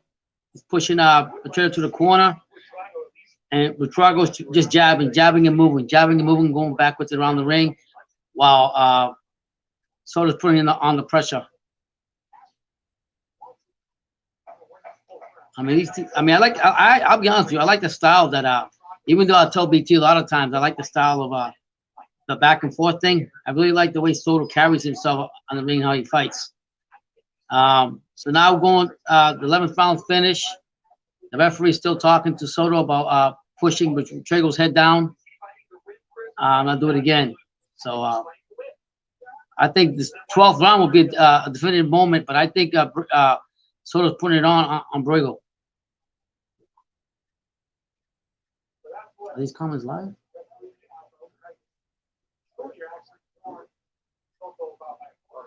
Yeah, they're live. They're live comments. Okay, yeah, man. So here we go to the last round. I say up from the 8th round on up. I said Soto was been taking the fight to him. He doesn't even look worn out, to be honest with you. Soto looks good. But I see both different styles of fighting, and it's a pretty close fight, I think. But I think Soto's going to edge it out. I'm dying for the next fight too. Southpaw and Orthodox. What's going on, Estevie Joe? How you doing, man? How's everything? Salute to all you all that being here live on True School Sports. We're gonna have boxing today, tomorrow, the Churro Usyk card, and then in the evening we're also gonna have another one. So we're gonna have a lot of boxing on tomorrow. So stay tuned to True School Sports. We're gonna be here. And well, right now, beginning of the 12th round, they're both in the middle of the ring. They're both trading shots. Soto just gave a shot to Butriago to the body.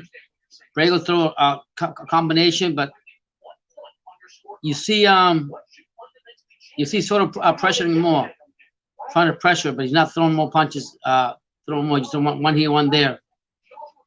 Right now, Butriago's looks like his plan is to just keep jabbing and punching as much as he can around the last 2 minutes and keep making Soto pressure him, because that's what's happening right now. Soto's going around the ring, getting to get to Butriago.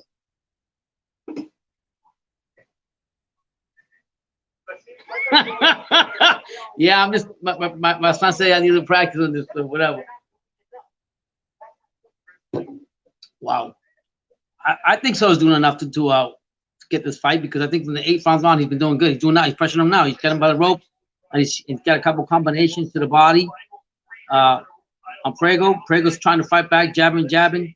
So we'll see what happens. A minute 19 left in the 12th round. Yeah, Butriago needs to win this round according to the announcers on DAZN. I think Soto's put it on after the 8th, and he's doing a good job doing it. But Butriago's punching back too. He just threw 2 nice jabs and then a combination. Wow. He says Butriago is throwing more combinations, more punches to Soto. Soto's just throwing good punches, but not enough for them to make the points. So it's a very close fight, guys. I don't really know how you guys got it. Soto's in the middle of the ring right now, just gave him a shot. But he's chasing him, and Butriago just walking around like, come again, another jab by Butriago, another jab by Butriago. Now they're holding each other up. They're both back at it. Butriago threw a jab, threw another jab. Soto threw another one. I think Soto's looking for big shots. Oh, Soto showboarding. Soto showboarding like he's winning the fight, man. I hope this isn't gonna cost me. He just wasted 10 seconds trying to be a pretty boy. I don't think you should do that. I think you should continue fighting until the end, because you don't know how close the fight is. And I think to me it's pretty close. Well, the 12th round's in, and we're gonna find the decision right now. Wow. It's gonna be a close score. I want to hear the scorecards right now to let you guys know who won. But I didn't like that part by Soto. I didn't like that dancing when he was doing. Oh wow. Chris Maddox got a draw.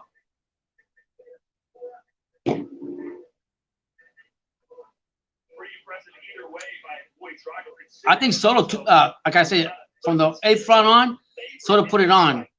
And by that time, Butriago was just fighting and fighting to stay in the fight and get his points, but he wasn't throwing the shots that he was throwing in the beginning of the fight. So yeah.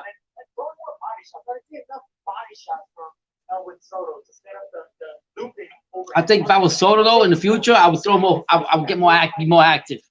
I know some fighters are a slow starter, but you just can't wind it up, because if you get better competition, it's gonna be go 9-9 ring before you get to the 8th round. Obviously, if it is a draw, the championship stays with the champion. No, Munguia, if he wins today, fine. But that fight to me with Johnson is going to be a good fight. But he's got to move. He got to do better. He got to do better. I mean, the fight that I'm really pissed off to change my mentality on Munguia, who Golden Boy wants to make a star, is a fight against Hogan. He didn't win that fight. Judges, but I think Butriago did enough to win, or at least force a draw. Chris Maddox says that he thinks Butriago wins is going to win the fight, or he at least draws. He either got a draw. Like I said, Soto, I like his technique. I like what he did, but I think he should be more active towards earlier rounds. And I don't like nobody dancing right away, especially if it's a close fight. Probably, if he loses the fight, or if he got a draw, it's on him for dancing for those last 20 minutes or the seconds of the round.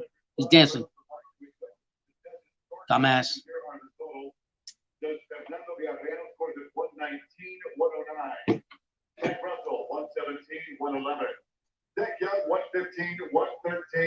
All for your winner by unanimous decision is still the WBO Junior Flyweight Wow. Champion of the World, La Pulga. Pulga, Soto ganó, but it wasn't by much. To be honest with you, it was by much. Wow. So he's 18. So he got the.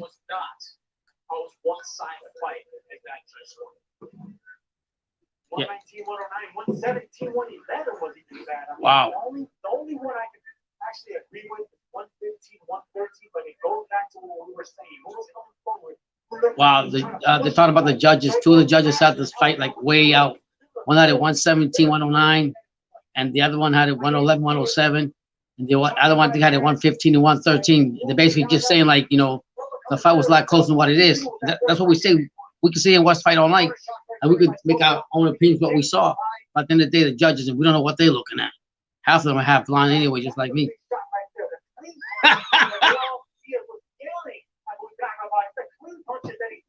Wow.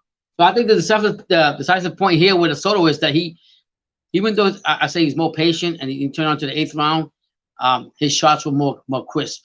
You know what I mean? And that's what happened. What's up, Elder Pal? What's going on, man? How's everything? All you guys that are here, 19, that are here watching Untouchable 2 School Sports, it's Pops here live from the great state, the Sunshine State. A lot of heavyweights from South Florida, the champions of all champions. You know who it is.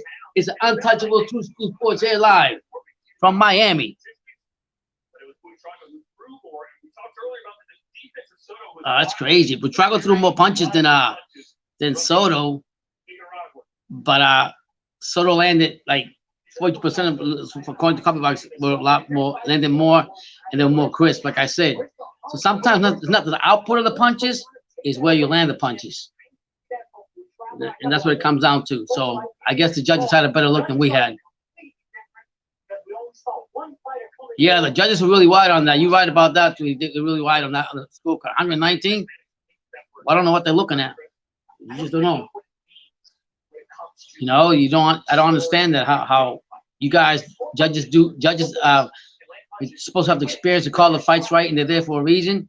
But when you call a fight like way out from the boondogs and outrageous number from far from the other opponent, something's not right. It's crazy.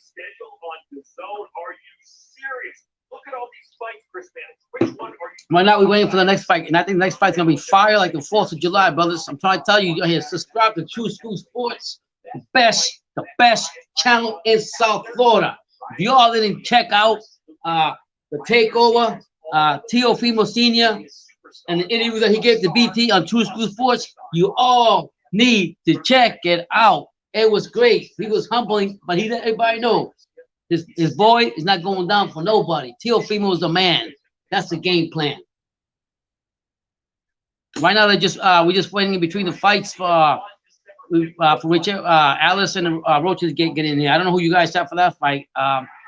Both of those, it's gonna be a fire. It's gonna be a bomb burn. I'm telling you right now. I think out of the whole card, the next fight is gonna be the fight. The next fight is what we're gonna call the 4th of July. The next fight is what we're gonna call fire. I'm telling you that right now.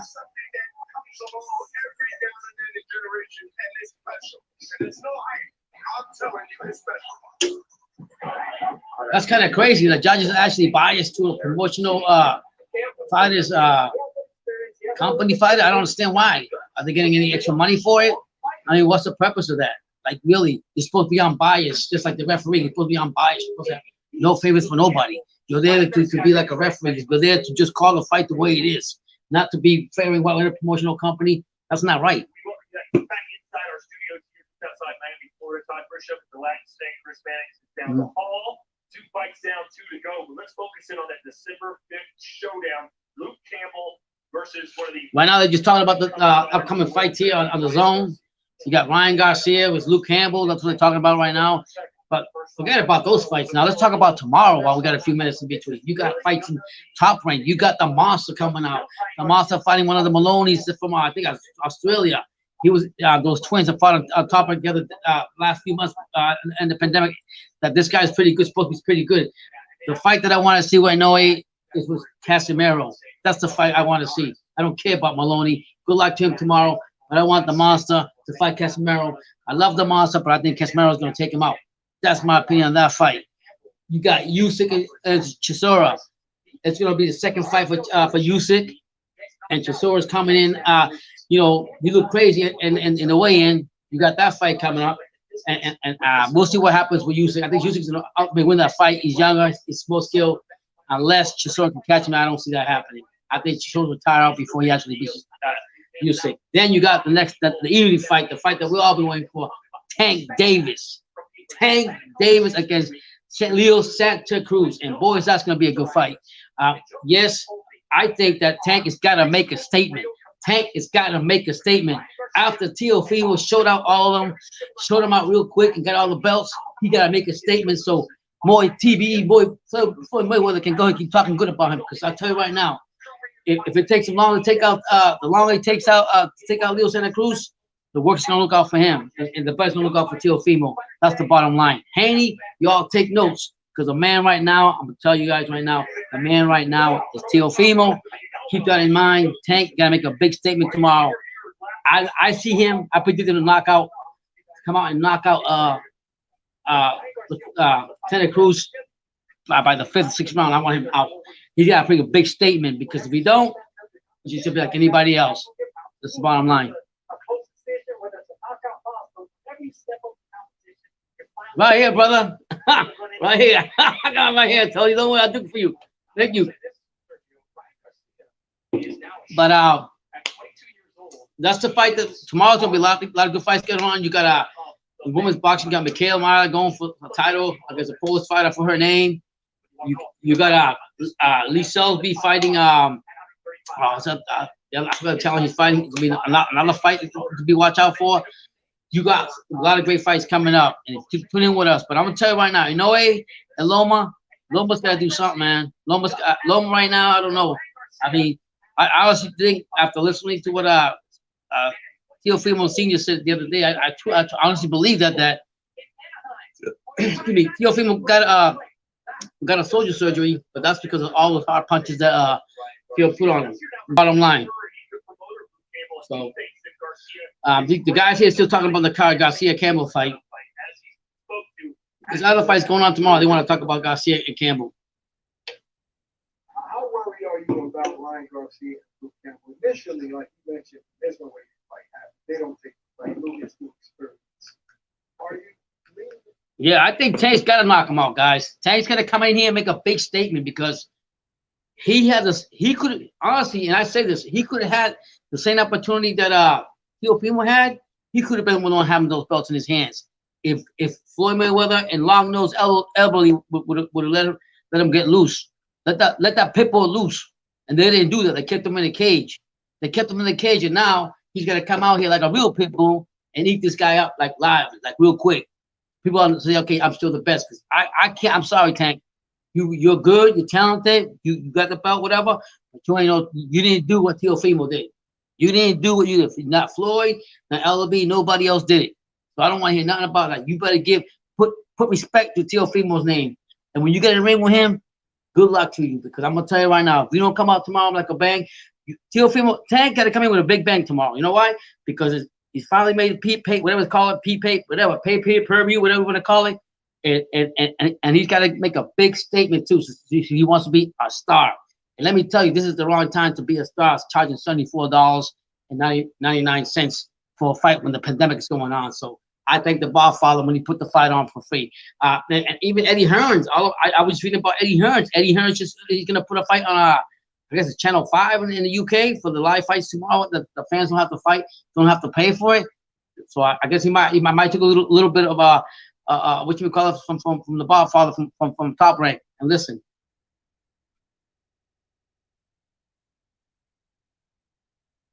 Yeah, man, and Tony, that'd be a great fight. I ain't gonna lie to you, because Teofimo will still be young, and Ortiz Jr. is coming on strong now, and he still be young. That'd be a great fight down the road. You ain't lying about that. You're not lying about that one. Yeah, well, I'm telling you right now. I'm gonna tell you right now. Tank is I'm not disrespecting Santa Cruz because he's not a cherry pick. He's a 4th division champion and everything, but it's just like Teofimo said, and Teofimo said in his post conference after he won the belts. He said, "Tank, why you fighting him? Fucking 10 times bigger than him. You're gonna break him like a freaking stick. know what I'm saying? It's like Tank being the tree and Leo Santa Cruz just being the branch. Bottom line. So yeah, so I agree with that. I think he's gonna do a lot for him.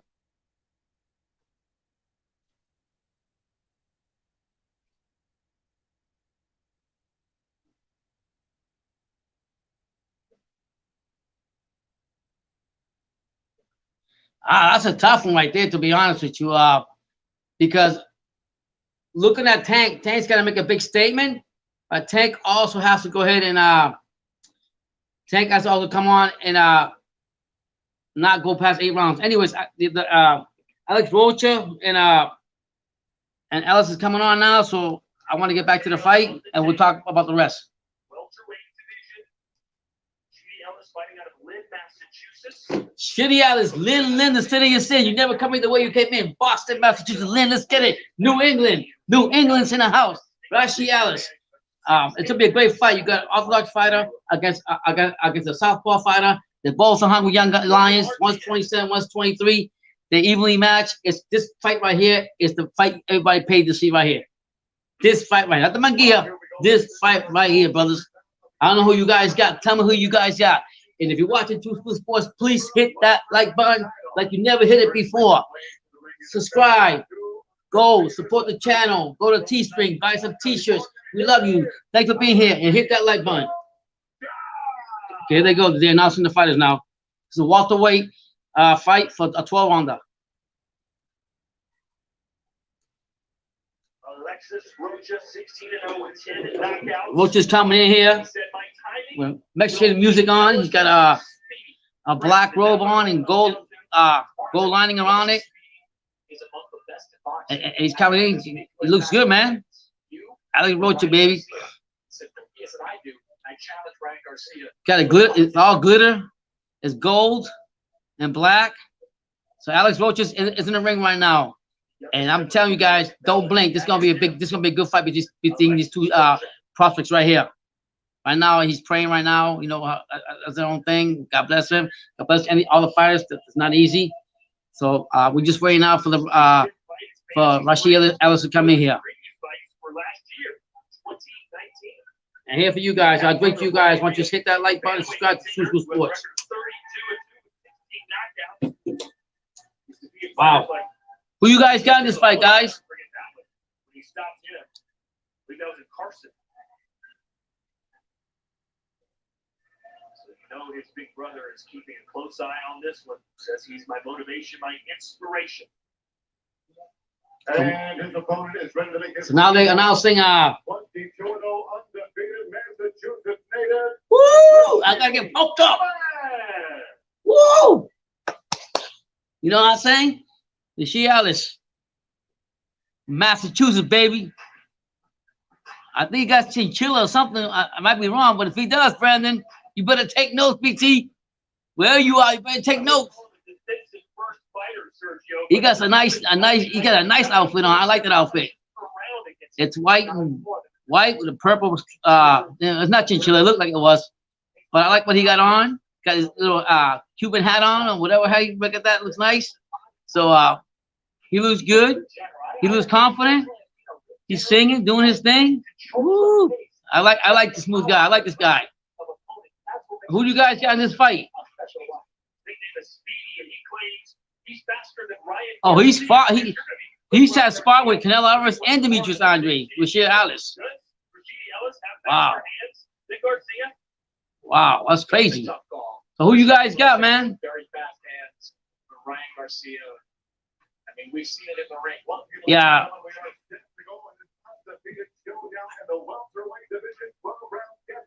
For the vacant WBC International Silver Welterweight Championship. This is a Silver Welterweight Championship. Scoring this bout at ringside, Jerry Cantu, Chris Bigliori, and Fernando Villarreal. And when the action begins inside the I got Rashi, baby. Thomas Taylor. Introducing you first, fighting out of the blue corner, wearing black with gold. He weighed in officially 146.5 pounds. In 16 professional fights, he is perfect. 16 victories, no defeats. 10 wins coming by way of knockout. Fighting out of the representing Santana, California. Here it is, the undefeated. Ooh, this is gonna be. I'm telling you, it's gonna be fire here, baby. It's gonna be fire. You got a southpaw and an unorthodox fighter. One from Mexico, one from New England, Massachusetts.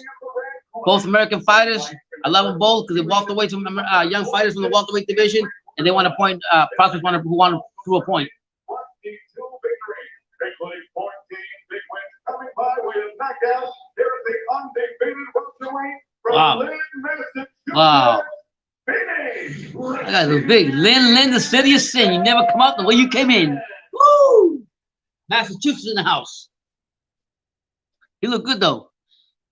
But she looks like the bigger guy to me. I mean, I could be wrong.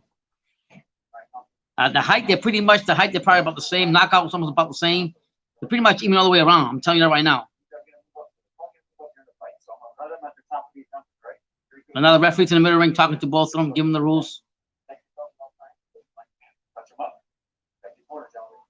Alexis Rocha believes a win here tonight puts him in the top 5, or at least very close to it.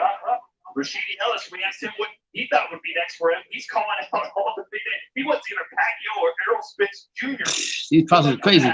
He's got a tough test in front of him right now. And Alexis, So here we go, the first round. who's never been knocked down, scheduled for 12 rounds. Rashidi Ellis in the white, purple trunks, and you got Rocha in the black, Mexican flag, American flag on each side of the pants, the gold trimming. Right now they're just filling each other out. Rocha's just jabbing, just jabbing, slow jabs. And I mean, not Rocha, Alex. Rocha hasn't even thrown a punch yet. He's just trying to get a feel of distancing himself.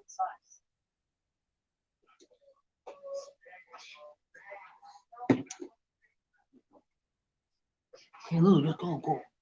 Ooh. Rocha was willing Okay. to concede. Listen, I'm not as fast as this guy, but I hit harder, and my timing is impeccable. I'm focused on me, not him. Wow. So right now, Also thought that Ellis would start jab, a nice jab by once they get to the middle and late round. Rocha, but he hasn't thrown anything.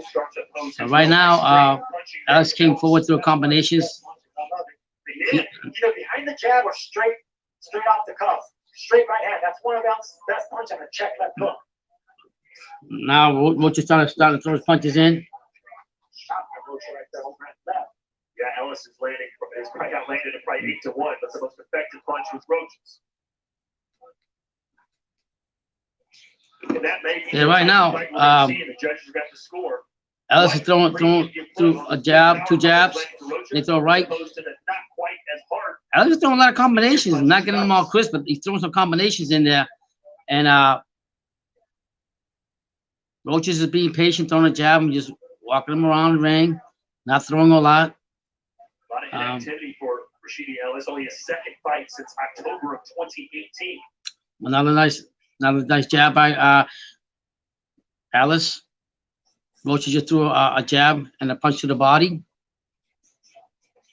What I like about Ellis is that he throws punches, but he throws with power and he throws with combinations hard. Those punches, his most significant early win to date was that first round knockout. Rocha just throwing a jab, a right and a left by Ellis. Here comes Rocha. Rocha just threw his first combination. With real power. I don't see that all the time. Usually it's more. So 28 seconds left in the first round. Nice right by Rocha. And this round right now, I see Alice being the more active and throwing punches, but I see Rocha's throwing a couple punches, but they've been a lot more crispier. Right now, they're still standing in the middle, towards the middle of the ring. So this round right here, I'm going to give it to Ellis. I think Ellis did more, but I can see what Rocha's doing. Rocha's just taking his time, filling them out, getting a feel of Ellis, and see what Ellis is going to do. And he's going to throw. He threw a couple hard punches, but he's doing his thing. Order as late as 10 p.m. with free next day delivery. Getting the job done just got easier. Jojo Diaz with Ryan Garcia. I would like to see Pops. You agree? Jojo Diaz, I mean, he's been doing. He got his belts, he's doing his thing. Ryan Garcia, I don't think he's not even looking at Jojo Diaz right now. Ryan Garcia wants now. All of a sudden, he wants Teofimo. He wants all the other people now. So I mean, I don't know, but that'd be a decent fight.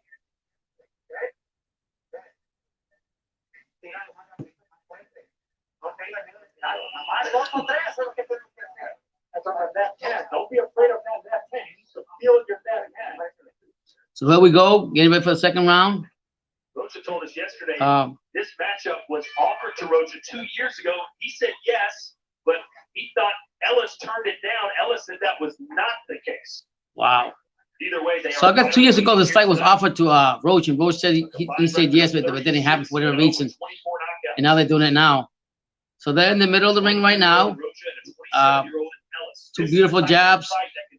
Left jabs by Ellis. Ellis is just jabbing. Nice punch. Nice shot by Rocha. Rocha's just taking his time. He's like, I guess he's just trying to get another feel out. He threw a nice jab, another jab. Love the matchmaking. I love the fact that they took this opportunity to show who's better. And you know, one thing Rocha said this. I like Ellis. Ellis is more, to me, he's all fast punches, but you can tell it punches up with power. Although he's not doing anything right now to Rocha. Rocha's only throwing like 29 punches, only landed 8, whereas Ellis is throwing 49 and landed 13. So, I mean, okay. All right. The referee just stopped both of them and told them to stop talking and get to fighting. I guess they were doing too much talking and jabbing. They go. You're right. Ellis was about to throw a punch and said he ate one from Rocha.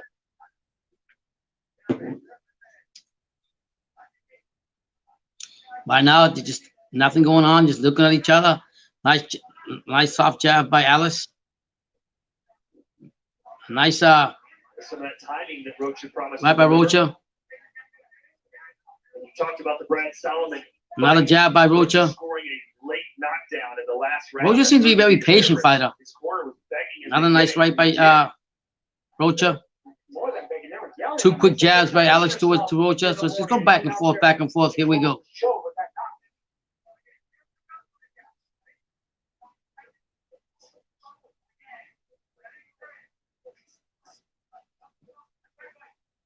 I agree with that part. Garcia just talking like until he gets humbled by somebody. Rocha won a gold medal in the Junior Olympics at the age of 14, the youngest fighter to medal at the event. He's also won 6.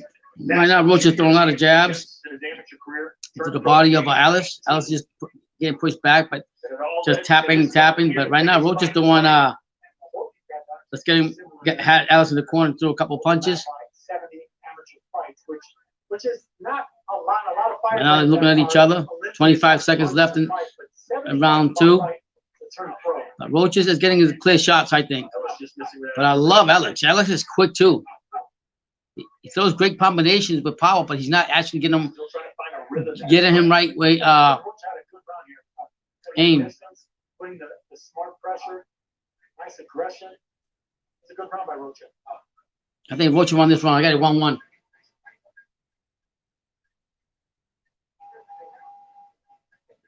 Yeah, I got it 1-1 in this one. I think as the fight goes on, I think Rocha's going to put the pressure on and try to get Ellis, in the corner and throw his punches. But right now, I honestly think that Ellis got the power. But Rocha's got the skills to get him in this. So it's going to be a great fight.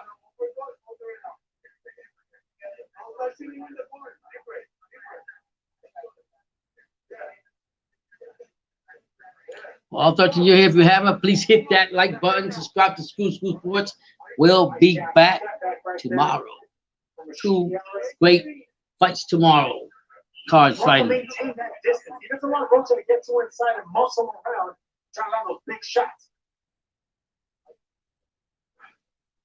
Chris, how do you have it scored through the first 2 rounds? I've got 2 rounds to none in favor of Rashidi Ellis. And I'll tell you, No, I like it's the way 1-1. he's fighting against this southpaw. So Ellis coming in with quickly jabbing, three quick jabs by Ellis. And he won, but it wasn't a clean, dominating type. The jabs are not doing nothing because they're not touching Rocha, but southpaw a lot better. and I can see what Rocha's doing. Rocha's just very patient until he gets clean shots. Unanimous decision victory over Eddie Gomez November of last year. That was a rematch. They fought in December of 2016 when Ellis won by first round knockout. Now, obviously, a big step up in class here against Rocha. Yeah, I can see Rocha's plan to cut the ring, the distance, and try to get him. But he just gave a beautiful counter shot to Ellis. Gave a beautiful counter shot to Rocha. I know he felt that one. Yeah, Rocha's trying to cut the distance and trying to get his shots in and not give Alex any room. But Alice is not putting up with that. Another jab by Alice.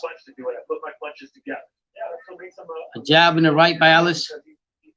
Gets the jab to the body by Rocha. Another jab to the body by Rocha. Two jabs to the body. He's having a little trouble with the fast hands of Ellis and breaking the distance. Ellis with a little shimmy shake there. He's having fun. Yeah, Rocha's having a little problem with the speed of Alice. He talked Mannix about the confidence of Tureano Johnson. Ellis wasn't far behind yesterday. Hey man, I've been drinking this for a long. I got you right. Whatever you like, I'll tell you. This is what I like. See, I used to drink Corona. I used to drink Heineken. Just like St. Pauli girl. But right now in the fight, Alice is jabbing Rocha. And Rocha's trying to get in, but he just can't. Alice trying to keep the distance, but Rocha's trying to cut it. Nice right. We get some kind of unification fight between Errol Spence and Terrence Crawford. Right now, they still are. I mean, you can tell Rocha, not nice punch by Rocha to the body. He knows Rocha from the amateurs, and he didn't really think much of him. Rocha's trying to cut the ring off, and it's coming hard. Okay, every time he cuts the ring off, Alice is coming back with combination like he's doing right now. He just threw yeah.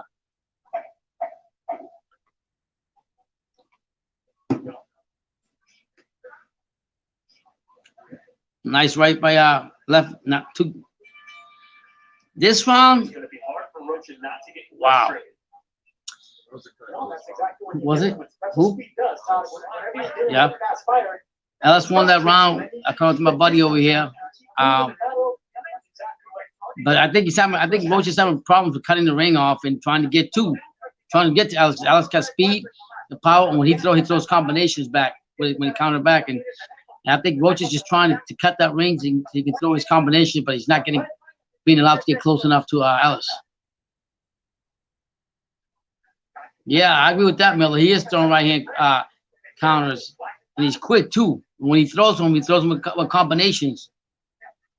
Rocha doing a good job right here, closing the distance, which is what they want. But Ellis is looking for the clean counter shots, and that's exactly what Rocha needs to watch out for. He might be able to close the distance, but he needs to watch out for the punches coming back.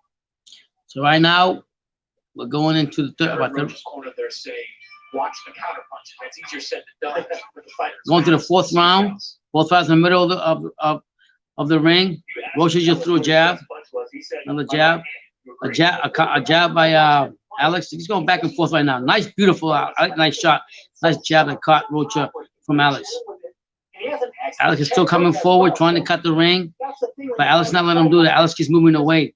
So Alex making it tough on Rocha because of his speed and his movement. Well, Rocha said Ellis is going to start fast. Then Two quick jabs by Rocha. All those jabs that Alex is throwing is not doing nothing right now. Not even some are hitting and some are not. But I will say one thing: for every 4 punches as Alex throws, Rocha throws one. So I don't know what he's looking for. Wow. Wow. Beautiful. Nice combination by Alice. Alice is turned around and counter punched Rocha. Rocha can't deal with that because anytime Rocha thinks he's got Alex in the corner, Alice in the corner, Alex slips to the right, to the left, and moves out the way. But right now, he threw 2 punches to the body by Rocha. Nice right. Now, not 2 rights to the body to Rocha just threw. Yeah. Yeah. Again, the pressure fighter here is Rocha. Ellis is counter punching anything when he comes any close. Ellis slips to the side and counter punches. Right now, through 2 nice jabs by Ellis. I can't remember right now, but I dealt with some really fast fighters, especially sparring. Not good fast fighters. Yeah, if that fight happens, I haven't heard about that fight. Hugo Andre and Jacobs.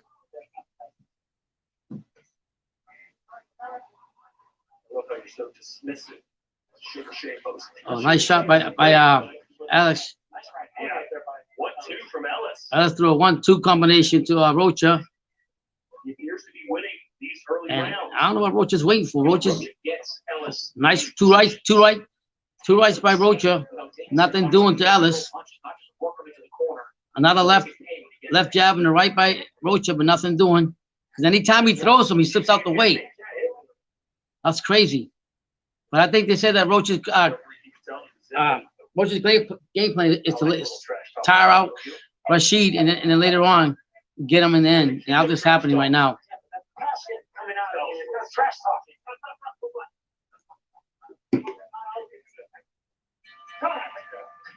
I gave this round to Ellis again too. Rocha's having a problem. Rocha's having problems to cutting the distance off and throwing the punch combinations that he wants. Anytime that Rocha gets close to Alex, wants to throw his combinations, Alex flips to the right, flips to the left, moves out the way, or if he throws a shot, he'll throw combinations. And that's what's the problem that Rocha's having. And if he doesn't change his tune of the game, I think I see Alex winning this fight. Curtis Stevens and Sergey Derevyanchenko, both trained by Rozier, they both were able to beat Tureano Johnson. Yeah, that's my son goes see that fight. Tank is the man. He's gonna be over there for that. I'm over here on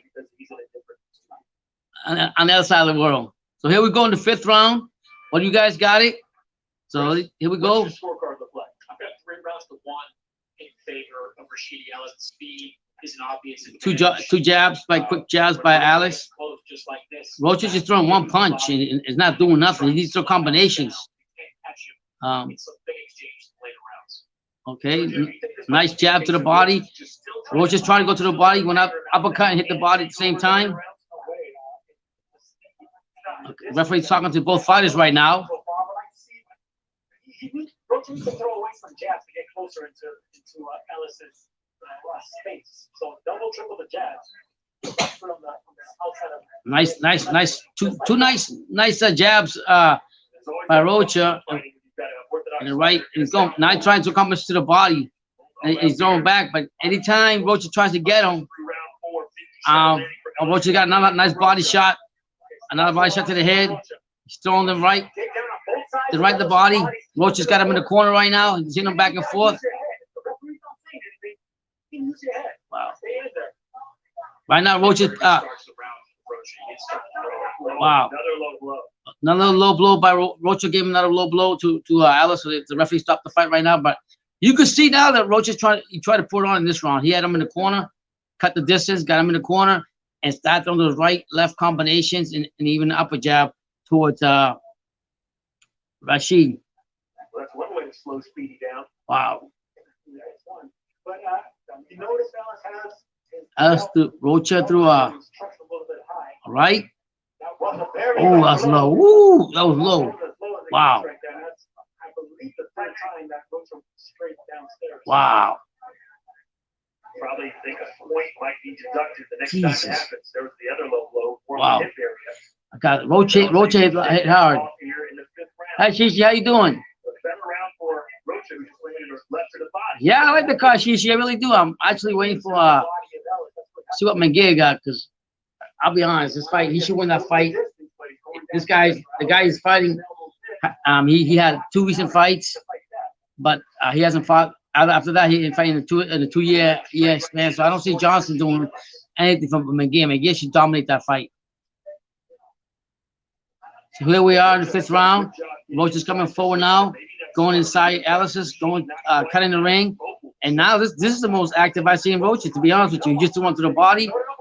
He threw a right to the left to the body, and then a right, and a left. Another body shot from Rocha, another jab. Well, Rocha's going to the body. So wow.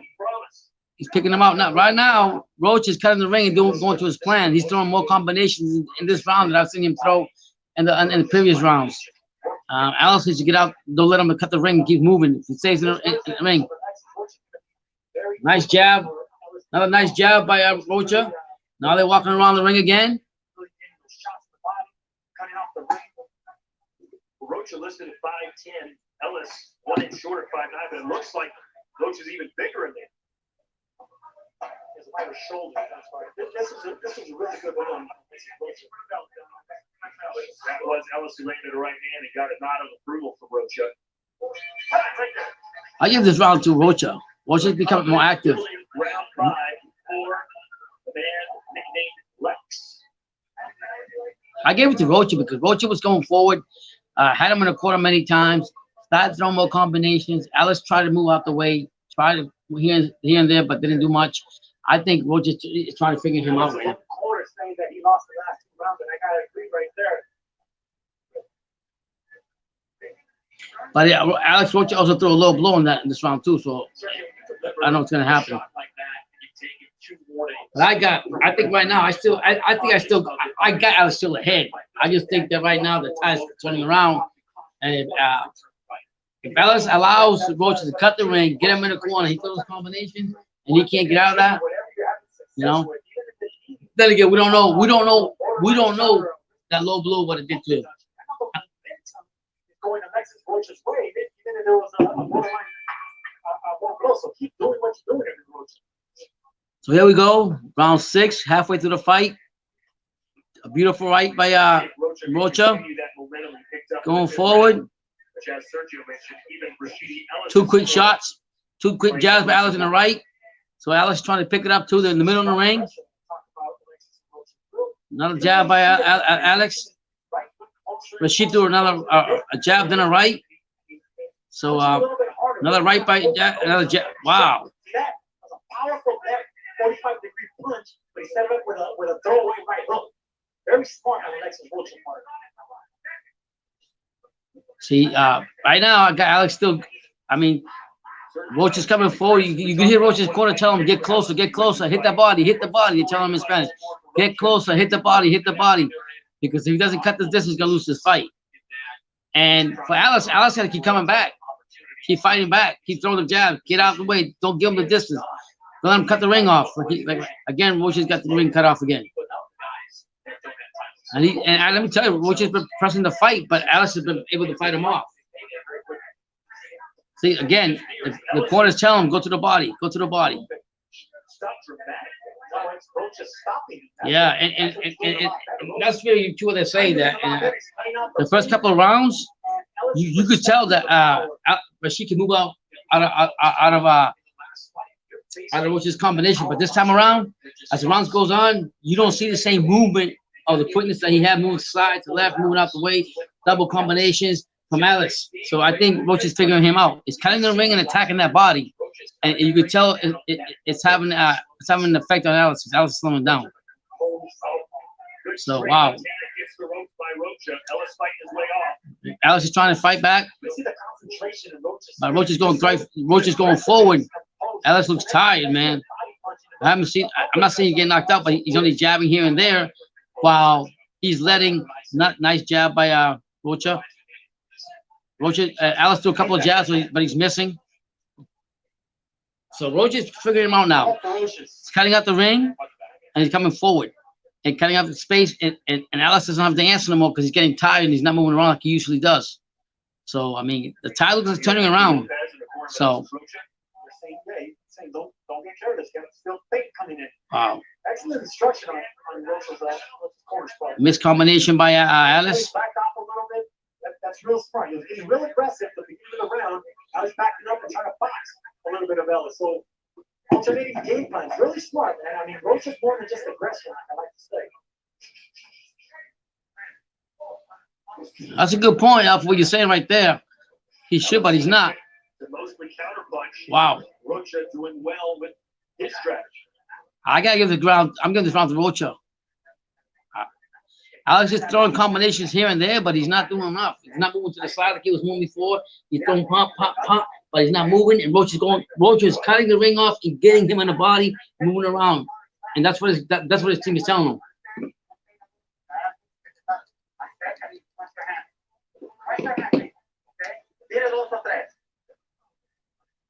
Guys, don't forget tomorrow we're gonna be here for the Usyk Secura fight. Starts at 2 o'clock, match room, and then in the evening you got Tank Davis fighting. You also got Top Rank having some fights also. So there's a lot of boxing going on, and don't miss it. Tune in to Two Screw Sports because we're gonna be here. We're gonna be here, even if it's only 12 of us. We'll talk boxing. Scorecard here through 6 full rounds. Yeah, I've got 4 rounds to 2 in favor of Rashidi Ellis. You heard coming from Rocha's corner after that last round. Nice jab. Away by getting hit by some of those counter punches, but that was a close final round. It could be even up on these judges' scorecards. Alex just missed a combination. And Hector Lopez. Rocha hasn't thrown. He just threw a jab to the body, which missed. He was doing really well, but can't give it away. Like that right hand by Ellis downstairs. Alex to another right to the two bumps to the body, two right shots to the body. Been all over the place trying to. And Rocha keeps coming forward. And the problem is he can't. Nice, beautiful right counter by Ellis. Said it would be great for Rashida to fight in Boston, but they want it to be a big fight. Chris, you live in that area. How popular can Ellis be if he keeps winning? Look, we all know some of the better Boston fighters, Boston area fighters. Wow, now they're in the middle ring, going back and forth right now in this fight right here. Going back, nice jab by Rocha. Rocha got him in the corner again. But Tenorio, Alex moved out the corner. So, nice soft jab by Rocha. Rocha threw another right and a left to the body by Rocha. Rocha's coming forward. I ain't gonna lie to you guys. Rocha's coming forward doing his thing. Appears to just be the classic puncher counter puncher type of fight. Yeah, no, it does. And if that's the case, I mean, Ellis should be doing well. No fights are not all tonight. Oh, that's tomorrow. Tomorrow the fights are on. You got the Usyk Chisora fight in 2 o'clock, and then you have Top Rank have their cards with Noe the Monster fighting, and then you got the Tank fight in the evening with Showtime. Wow, beautiful combination by Rashid. Rashid throwing again. So Alex is coming up with combinations when even when Rocha tries to cut the round off, he's still fighting back. So this round I see right now, I give this round to Alex to win this round. We're just minutes away from our main event tonight. Jaime Munguia and Tureano Johnson. Again, Rocha won up a nice body shot by Rocha. 160 pounds. Munguia relinquished his 150. Ooh, another one. To move up the division. This is his second. Another right by Rocha. I mean, Ellis. Anytime Rocha tries to attack, Ellis comes back and counter attacks to the body. So it's a fight. So Rocha's going back to the body. Nice right by Alex. Another right. Right and the left. Wow. Wow. Another shot. Beautiful shot by she threw right and left. Right and left. Wow.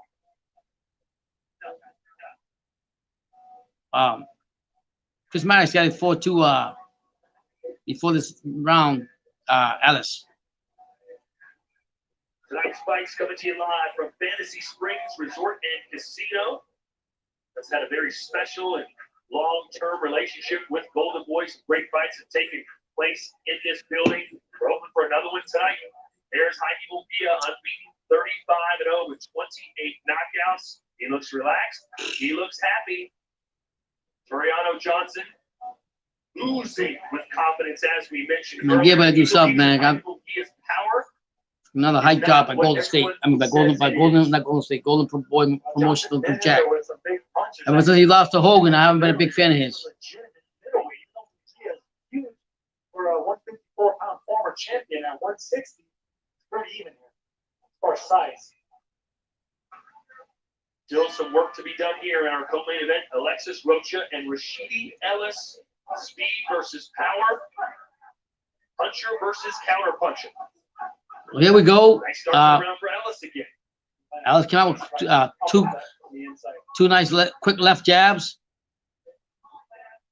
Rocha enjoyed some success for 2 or 3 rounds in a row, but it appears that Ellis has kind of turned the tide back in his favor. Is that the feeling you get, Chris? Yeah, Wow. 5 rounds to 2 on my card in favor of Speedy Ellis. Beautiful right shot, Rocha right going back and to jabbing. the body. And I remember watching that Brad Solomon fight. The later rounds were kind to Rocha. Solomon was able to gain some momentum over those final rounds. Ellis is doing pretty good right now. The fight is going back and forth. 4 rounds to make something But I got so far being this 8th round, she hasn't done combinations right. Even though Roach is trying to cut the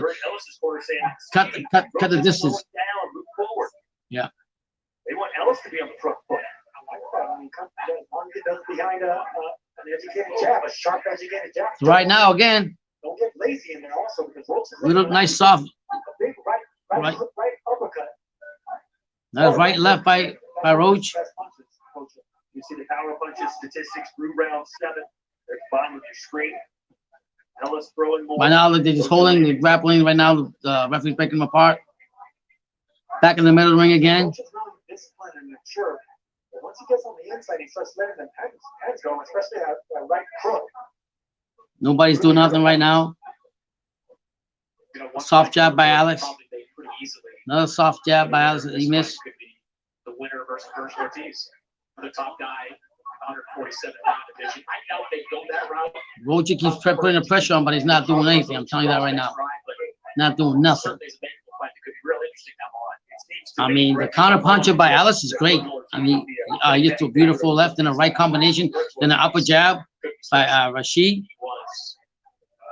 Roach is a nice jab by Roach, but he's only concentrating on the body, which is good. But I don't think he's going to work against Ellis. Ellis keeps moving around. Doesn't stay still enough.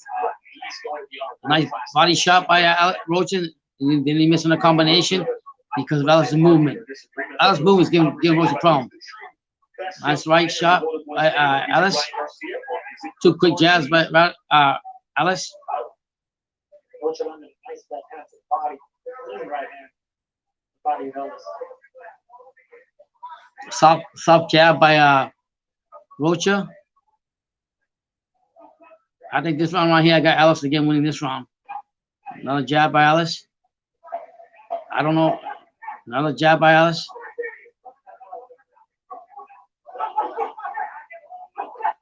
Nice combination. He's missing though. Winning these exchanges. Wow. Ellis looking good, man. I ain't gonna lie to you. What you better do something. He had his thing going, his what you may call it, going when he's winning the shots and everything, but then all of a sudden he slowed down. So I don't know what's gonna happen, but I got Rashid. Rashid's showing out. You're not throwing punches. Why aren't you throwing punches? Wow. You have to start punching. The manager, the coach is telling the coach is telling Roach that he needs to start throwing punches. And he needs to get active. He asked him, "Are you tired?" Roach said no. He said, "You need to start throwing punches." So I guess in his Roach's point, I think he's losing the fight. And I wouldn't doubt it. Cause any time that Roach tries to fight and throw combinations, he's not throwing enough. Wow. All you guys here, please hit that like button. Subscribe to the Untouchable True School Sports 2020 and 21. Considering his last fight against Brad Solomon, you said you were behind on the cards. You might need a knockdown. It turns out that could have been further from the case. So I think if you have trainers, you trust in the wisdom of the trainer. Otherwise, let it go. Nice combination by Better starts it around here for Rocha. Ellis. Roach is actually pressuring the fight now, but Punching away at the arms and the elbows, the body of Ellis. Ellis is throwing a little soft jab now. That's to stop Ellis from moving laterally and getting out of the corner. Ellis keeps moving around, just hitting punches, moving around, and again, Jab in the body itself. Roach just being the hunter, and Ellis being the hunted. Scheduled for 12. Nice shot by Rocha. Then he moved back. Rocha 16-0. last 22 of them. It's a good fight, guys. I thought it'd be more fire. I thought I'd see more fire in this fight. Nice body shot. Two nice, beautiful shots by Ellis. And what's happening is, while Ellis is throwing one or two combination, two punches, Rocha's only throwing one punch to the body. He's got to become more active, just like his coach says. You got to come active. The fight's not on your side right now. Gets off first with those punches, just a good look. He's in control of the pace, the rhythm of the fight. Right here, Rocha should be punching away, taking it down downstairs, just like that. When he gets Ellis in the corner, he's not doing enough. So kudos to Ellis, though. Ellis is jabbing, moving out the way, which you're supposed to do with your speed. You're supposed to do that. You're supposed to make it difficult for your opponent, and that's what he's doing to Rocha tonight. She coming from a boxing family. His older brother, nice right. Ellis, a super middleweight prospect with a 17-1-2 record, and his sister Rashida is a 7-time national amateur champion. Talking about Ellis's family come from a lot of boxing. Rocha's just throwing. He just threw a jab and a right, not hitting hard, nothing, not doing nothing to Ellis. What about your family? Wow. Right. Ellis is throwing the more punches in this fight. He's jabbing out to the body of Rocha. Jabbing, get to. He's not hitting him and hurting him, but he's letting him know. But if you're a judge, that's what you look at. You see who the active fighter is, who the active fighter is doing. Good round by Rashidi Ellis. He extinguished the attack of yeah. Rocha can't help. He can't be losing rounds. I mean, this is an easy round that he gave Ellis. Ellis controlled it behind the jab and being sharp. That's what he's doing, throwing jabs. That's throwing more of the jabs. I don't know what Rocha's waiting for. Not doing nothing. It's been a while since Rocha. Another counter by Alex. Rocha's not throwing. I mean, Rocha's output is lousy. He's not throwing enough. He's not. So Ellis has got to be feeling good about himself. Yeah, he does. Ellis has got some fast hand. You can see that, and that's what Rocha's having a problem with. Anytime Rocha tries to get to cut the distance and get it in the corner and pound on him, he really comes back fighting, throws a quick punch, throws a quick counter, moves out the way. You know. Back in training, Chris. You know the insights. You're an insider. How legitimate is this comeback attempt by the chairman and CEO of Golden? Yeah, I mean, but Rocha losing the fight already. Your coach is yelling at you in the corner. Rocha can't do something about it. You got to wake up and do something. He ain't doing it. He's not doing it. And I think a lot of it, it's the speed and power of Ellis, even though he's slowing down, to be honest with you. He's not coming back to fight somebody with a losing record or some unknown guy out of Mexico. He wants top talent.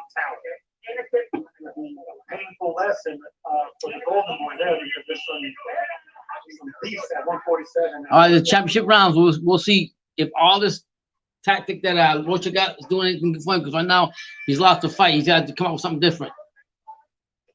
Nice jab. A jab by Rocha. All right. But here comes Alex again.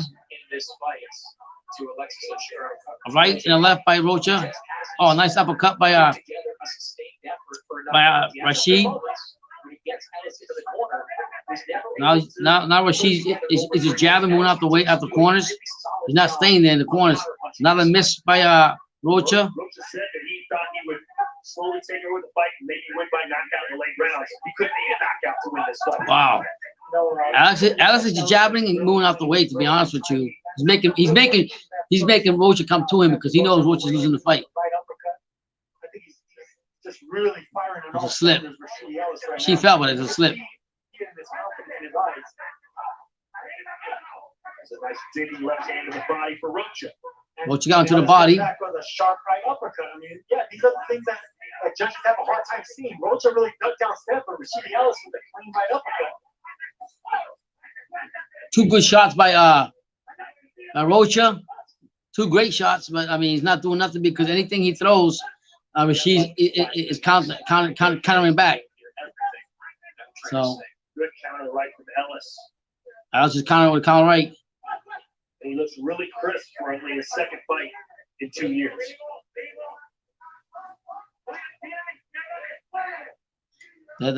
Rocha's corner's yelling like, throw right, do something. Nice. Throw some more. In there for Rocha, seemed to affect Ellis a little bit. Yeah, it's a pretty good round for Rocha. Nah, I think Ellis won this one. He's coming in, he's coming forward, but he's not doing. I don't think. You gotta keep pressing. If you're Rocha right there, you got 2 clean shots or 2 shots. Keep punching, even if they're not clean. Wow. Punch up the That was elbows, really the fireworks. elbows. Keep them backing up. They're yelling at him. Let go of your hands. Let go of your hands.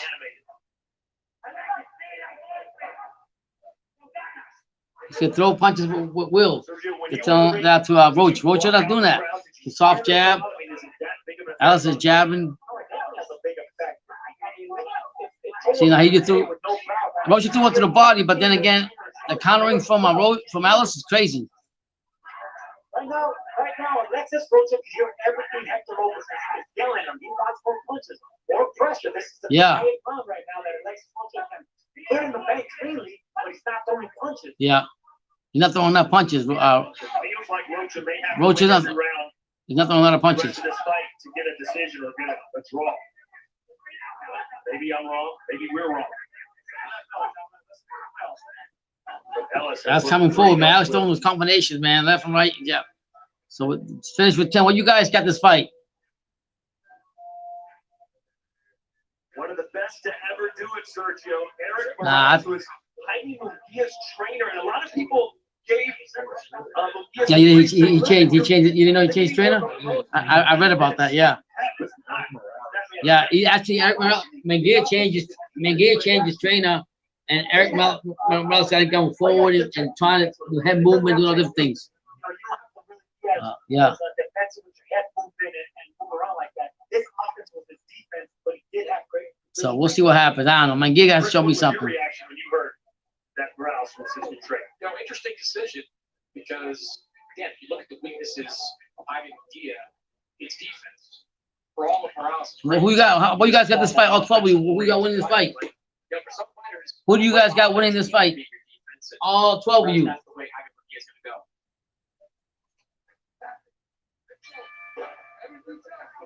2 rounds to go. Chris Mannix, what does your scorecard say?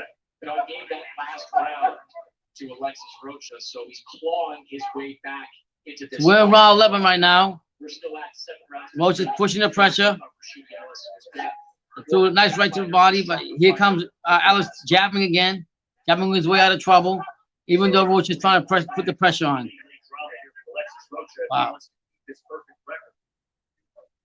That's what's on the line here. Wow. Two prospects. It's great right now. I mean, right now they're in the middle of the ring. Both of them are just jabbing at each other. On the line. Ellis 22 And I think that Rocha needs to get going. He wants it more. He's got to show that Mexican hunger he got. Nice, another counter by Rashad. He missed upstairs, he got blocked and went downstairs. I know, man. I don't know what you guys got. What you guys got this fight score so far? They're in the middle of they're right now in the middle of the round. Nobody's throwing right now. Minute 48 left in the left round. 2 jabs by Ellis. 60-11, the 3-time Now, gloves champion. he's got to hit that body. Rocha's got time to hit that body, but he's not doing it. Oh, nice counter. Another counter right by Ellis. Even though Rocha's hitting going to the body. That beautiful right by Ellis again.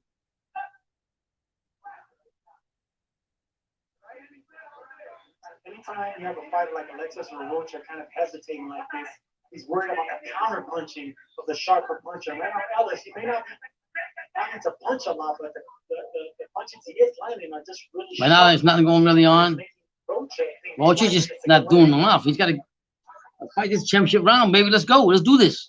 And remaining to go here in the 11th round, according to Chris Mannix and Sergio Mora for that matter. Rocha cannot win this fight on ice. He needs a knockdown. Wow. According to the commentators on the zone, that he says Rocha needs a knockdown to win. Doesn't matter. He can't win on points.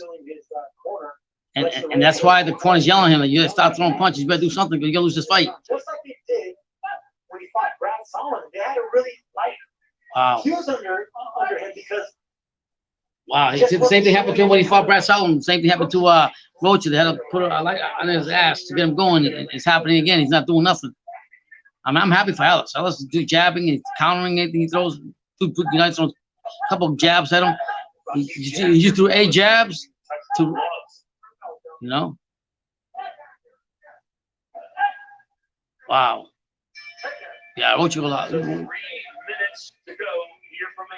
Rocha lost this fight. I'm telling you right now. Rocha didn't come to fight. I don't even see it close.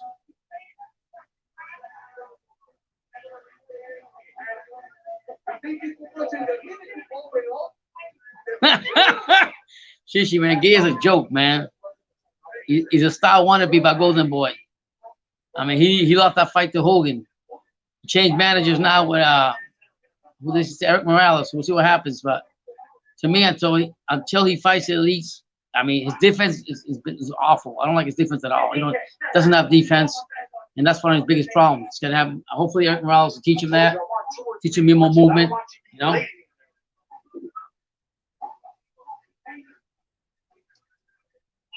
I'm gonna take a break. I'll be back, guys. Gotta get myself another drink. Well, let me see. I gotta wait to start. The round's about to start, so I can't go. It's a very important round right here. Rocha needs to knock out the win. Simple as that. 2 quick jabs battles right away. Another quick jab of Rashid. Another quick jab. Nice jab of it. Not that nice slip. That slip, and they thought it was knockout. I mean, now Rocha's putting the pressure on Ellis, but not doing nothing. Not doing nothing though. Should have done this early in the rounds. Why you wait till the last minute? I mean, right now Rocha's trying. He's got him, but you're knocking him down. You're knocking him down. That jabs by those jabs, soft jabs, and now another right by Ellis is great, man. That's why Ellis gonna win this fight, because Rocha's not doing nothing compared to what Ellis is doing. Ellis is throwing 3 punches to his 1. You're gonna win a fight that way. Another jab. Another jab. Another right. Another jab. 2 jabs. Another right. 4 punches compared to 1 punch right by Rocha. You can't win that way. Another. Wow. Beautiful. Telling you right now, call this fight over. Ellis won this fight. It's a minute 30 left, and Rocha needs to push the issue, and he can't. Throws 1 punch, doing nothing. Another nice counter right by counter left by Rashid. Rashid doing good, guys. Performance here from Rashid Ellis. He promised to be too fast, too slick for Rocha, and that appears to be the case. Wow. Just over a minute to go with this one. Minute left to go, pretty much. Rocha threw like a 1 jab, but he's not doing nothing, man. And it's because of his speed, and his counter right is beautiful. Again, he's throwing combinations, and Rocha's not throwing nothing. We're looking at him. And let's give credit to Rashid. Rashid had a 2-year laid off, and to be a 2 years off, 2 year laid off, and come back to this, you can't have nothing more than this. No, you can't have nothing more than this. 32 seconds left. Wow. He needs to make some changes. He needs to do things different. Take me right back. Beautiful fight. No combination by Ellis. Yeah, Ellis is putting up, trying to pour it on. Rocha didn't do enough. Ooh. Yeah, well, Ellis did it. Yeah. Yeah, I think Ellis got this fight, brother. Ellis got this fight. So now we're just waiting for the verdict. Implementation of it did not appear to work out, did Chris? No, I scored 9 rounds of 3 in favor. Wow. Chris Mannix said it 9-3. Alex. Not difficult to score. When Rocha was having success, he was digging to the body. He needs a lot of punches. I think there'll be a firepower to fight. I mean, kudos to Rashid, because Rashid came on here and he was out for 2 years. Come on, fight this fight the way he did. Beautiful counter, right? And everything, you know what I'm saying? You can't beat that. Rocha didn't throw enough punches. Every time, Rocha would throw one punch. Every time through one punch, and she would come back with 2 or 3 more. And that was part of it. So he'll be undefeated again. Well, you know that Ellis. Lynn, the city of sin. You never come out the way you came in, Boston, Massachusetts. There you go. Rise up. He's had since October of 2018. Obviously, some of that because of the COVID-19 pandemic. But 2021 will obviously be a big one for him. Or for Rocha if he somehow gets the decision.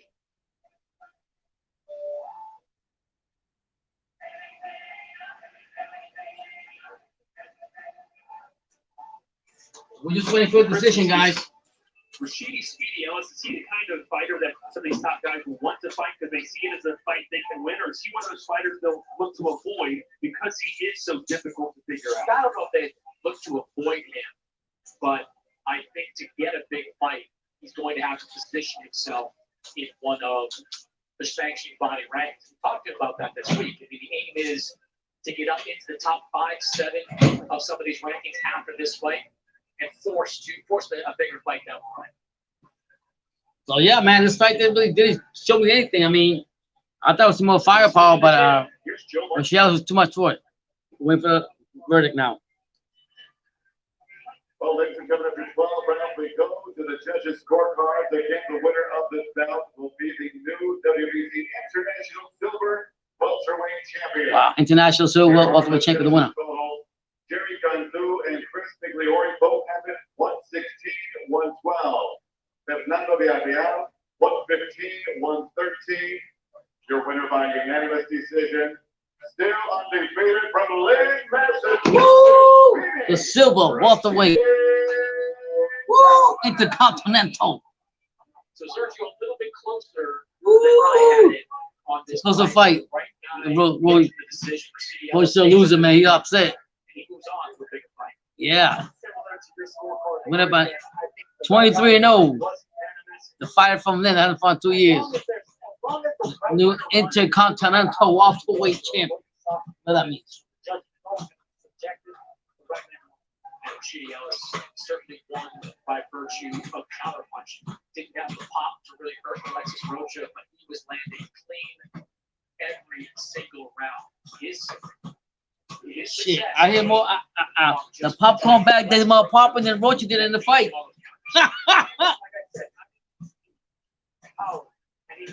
Wow, that's a good fight. It was good for Ellis's part, but for Rocha, he didn't throw enough. So I don't know what his plan was. Sometimes you have no movement, that speed comes in, it plays a big part. Like I said, my core popping, 2 more punches than Rocha's pop. Rashidi Ellis in the 4th and 5th round. It looked like he might have some momentum, but then Rashidi Ellis reclaimed that, was able to get the momentum back with this fight. So Speedy Ellis, Rashidi Speedy Ellis, 23-0. He wants the big fights, but it seems like he'll have to have at least 1 or 2 more medium fights before he advances to the upper tier. Here's your final punch statistics: 171 punches landed.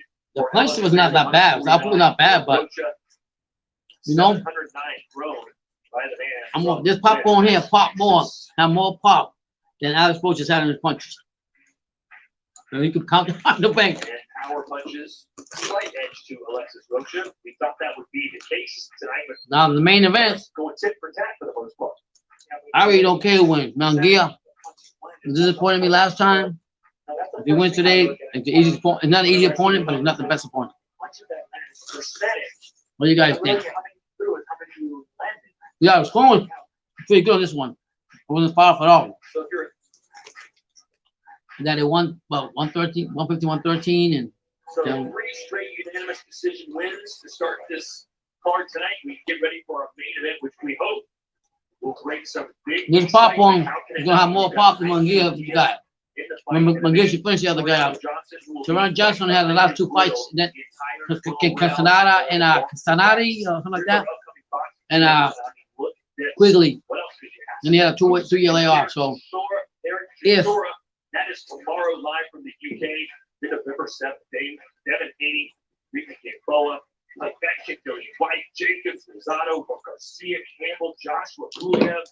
You guys have the next fight. Anybody got Johnson?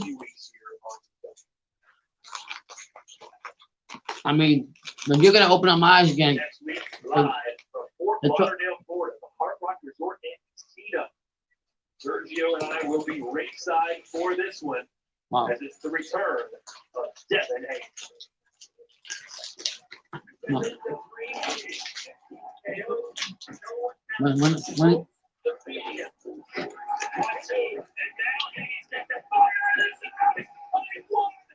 you guys, and Gabe better do something good because I don't care how Johnson beats me. Last couple fights I seen him was shit. When you change trainers, a Hall of Famer trainer, we'll see what happens.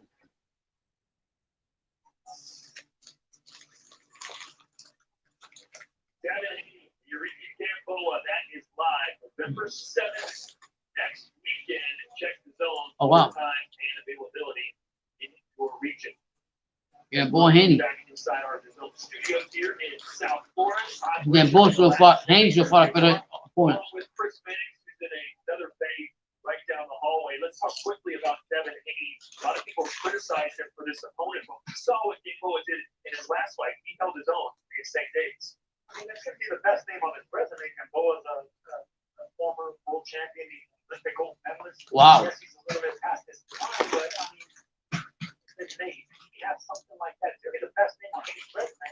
If he can take him out in a bigger fashion, and with Good point. that's all he wants to do is bring up the fight. Chris, what's on the line for Devin Hayes in this fight? Oh, look, he's a big favorite to win this fight. To Sergio's points, it's important for Devin Hayes to look spectacular in this fight. It's not about just winning matchups. Boxing, as much as the purists would like to be. One of the big reasons a guy like Demetrius Andrade can't get those big fights is because he doesn't win his fights spectacularly. He dominates. Now, we thought Devin Hayes was on a path to win spectacularly after the Antonio Moran fight. That was a huge knockout win. Since then, he's won pretty decisively, but he hasn't won that big way. Yuriorkis Gamboa is going to be there to get hits. He's going to be there to exchange. You guys trying to sell that fight, the Gamboa Haney fight, saying that even if Haney beats Gamboa, his resume ain't gonna be the best thing that Haney has on his resume because he fought a former Olympic from Cuba, former champion, blah blah blah blah. So it's the best opponent that Haney has. But my thing is he's fighting a horse that only has 3 legs. Really? Discipline is not really what made him a champion. It's that aggression and it's fighting behind that offense. Offense is going to be a defense that we know that Tureano Johnson hasn't seen this now. Yeah, has no defense at all. Johnson is a live underdog in this fight. Exciting to watch. Two big punchers here. Chris, your thoughts on this matchup? Yeah, it's very surprising to me how big an underdog Tureano Johnson is. Around 5-1 in some of the betting sports bets I've looked at. Yeah, but they come up with good statement. Tureano Johnson To me, he's a bump. is a very live dog. Tureano believes to his core that Jaime Munguia is not a big puncher. So he's going to be there, and he's going to stand there and put pressure on him. We'll see if Jaime Munguia has the firepower to pressure it back. It's bombs away. Munguia better get it going. That's what I said. Jaime Munguia versus Tureano Johnson.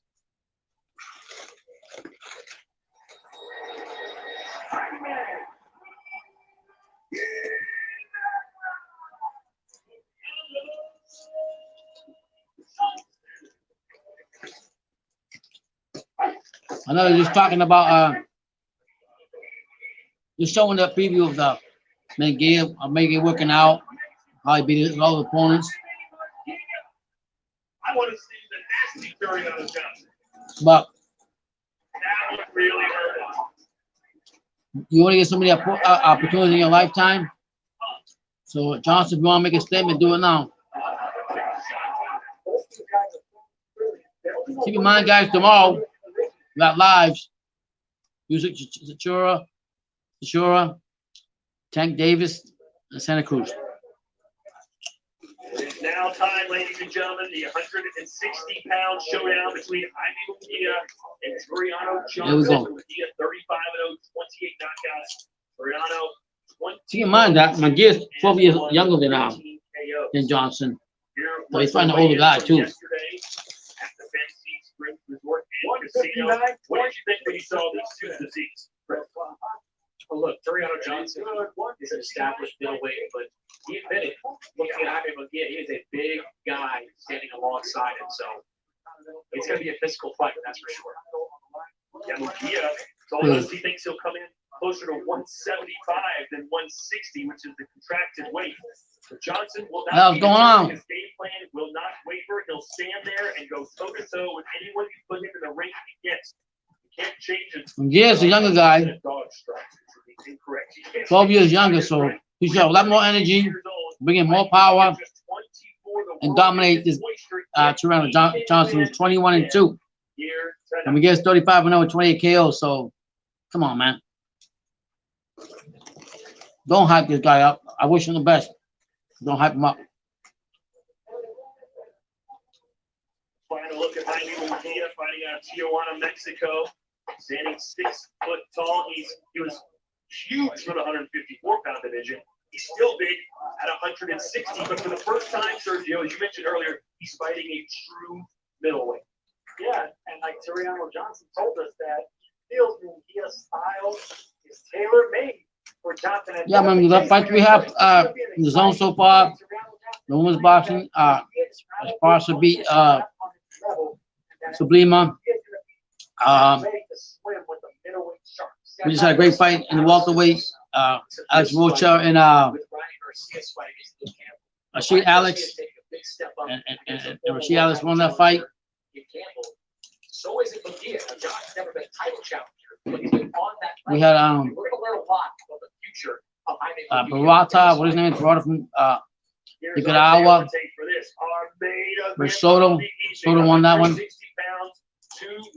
Flyweight. Here in Indio, California. Munguia is 24 years old. He's 2 inches taller than Tureano. So this fight card to me was not even that big. It wasn't really that, to me, it didn't excite me. The only fight that was exciting was the one we just seen.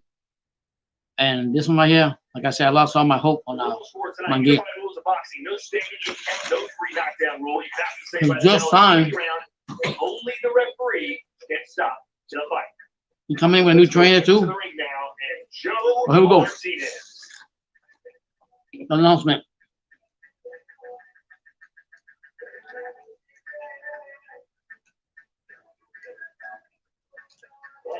We are set to go with our final bout of the evening, the main event 12 rounds scheduled in the middleweight division. And first to make his way to the ring, fighting in the blue corner, from Mesa, Bahamas, here is Tureano Johnson. Here's the main event, guys. Munguia against Tureano Johnson. He's been inactive for quite a while. He had the last 2 fights he had, was 2019. But then 2019, the last 2 fights he had, it was actually it was in 2017. So we'll see.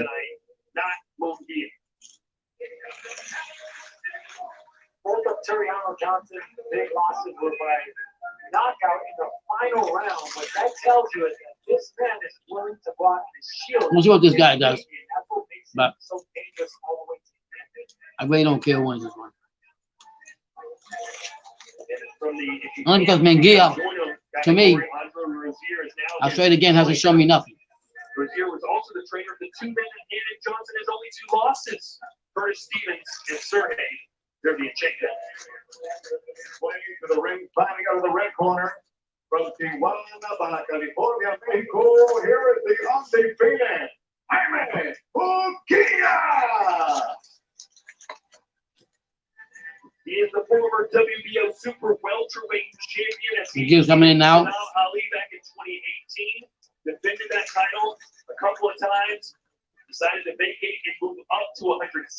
That's where he is now. He believes he's faster and stronger this way. He doesn't have to go through that brutal weight cut. What do you expect from him tonight, Chris? You know, I'd like to see Munguia's last bout was January 11th when he beat Michael Sullivan. Then follow up with some big right hands. Jaime Munguia I wouldn't call him a shot caller necessarily, but the top middleweights in the world want to fight. Demetrius Andrade has been clamoring for a long time for this fight. I would like that fight eventually. Canelo might want that fight. He just has to prove that he's capable of fighting at that level in the ring. Well, you see those type of names. Miguel needs to fight that, man. He fight Bubu Andre, Canelo, Gigi. He young kid. And now, all fighters that still backed up against the shield of the beautiful fantasy Green Resort Casino here in Indio, California. This is the main event. It's a popcorn already. 12 rounds of active schedule for the WBO Intercontinental Middleweight Championship. Brought to you by Oscar de la Hoya's Golden Boy Promotions in association with Stanford Promotions. Sponsored by Hennessy. Golden Boy, please. And Bet Online.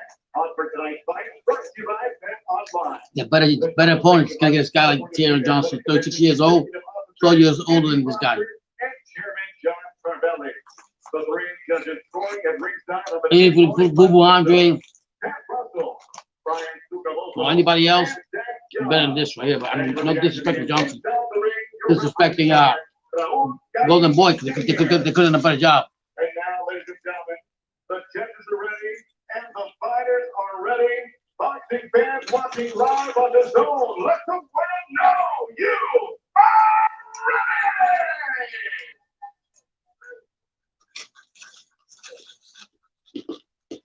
Introducing you first, fighting out of the blue corner, wearing black with the only weight officially 159 and 1/2 pounds. His record stands at 21 victories with just 2 defeats. Oh, he's from Brooklyn, from Bahamas, but Brooklyn, you know the fighter from Brooklyn. I don't say no more. Bo, Briggs, Kaiser, Jacobs. And across the ring stands his opponent, fighting out of the red corner, wearing black with orange. He weighed officially 159. He's gonna last long. This 24-year-old enters the ring tonight, perfect as a professional. 35 pounds, 35 victories. He's about to get his ass whooped. If Munguia don't win this fight, the dominating faction, he's 12 years younger than the other guy. He's got power. He got everything, and he can't do shit. He's still gonna be bumped because Golden Boy could find a better opponent. I mean, Del Hoy could have done better than this. And you watching the fight like he's got a prime Munguia. Please.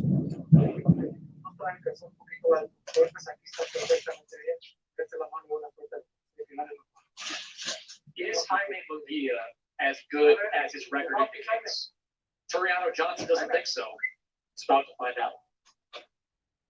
If there was not a pandemic right now, this fight would most likely be in Mexico in front of 20,000 passionate fans. Instead, there are no fans. How will that affect Jaime Munguia, who's used to the roar of the crowd? Instead, he's going to have Johnson right in his face. Here we go. The entire fight.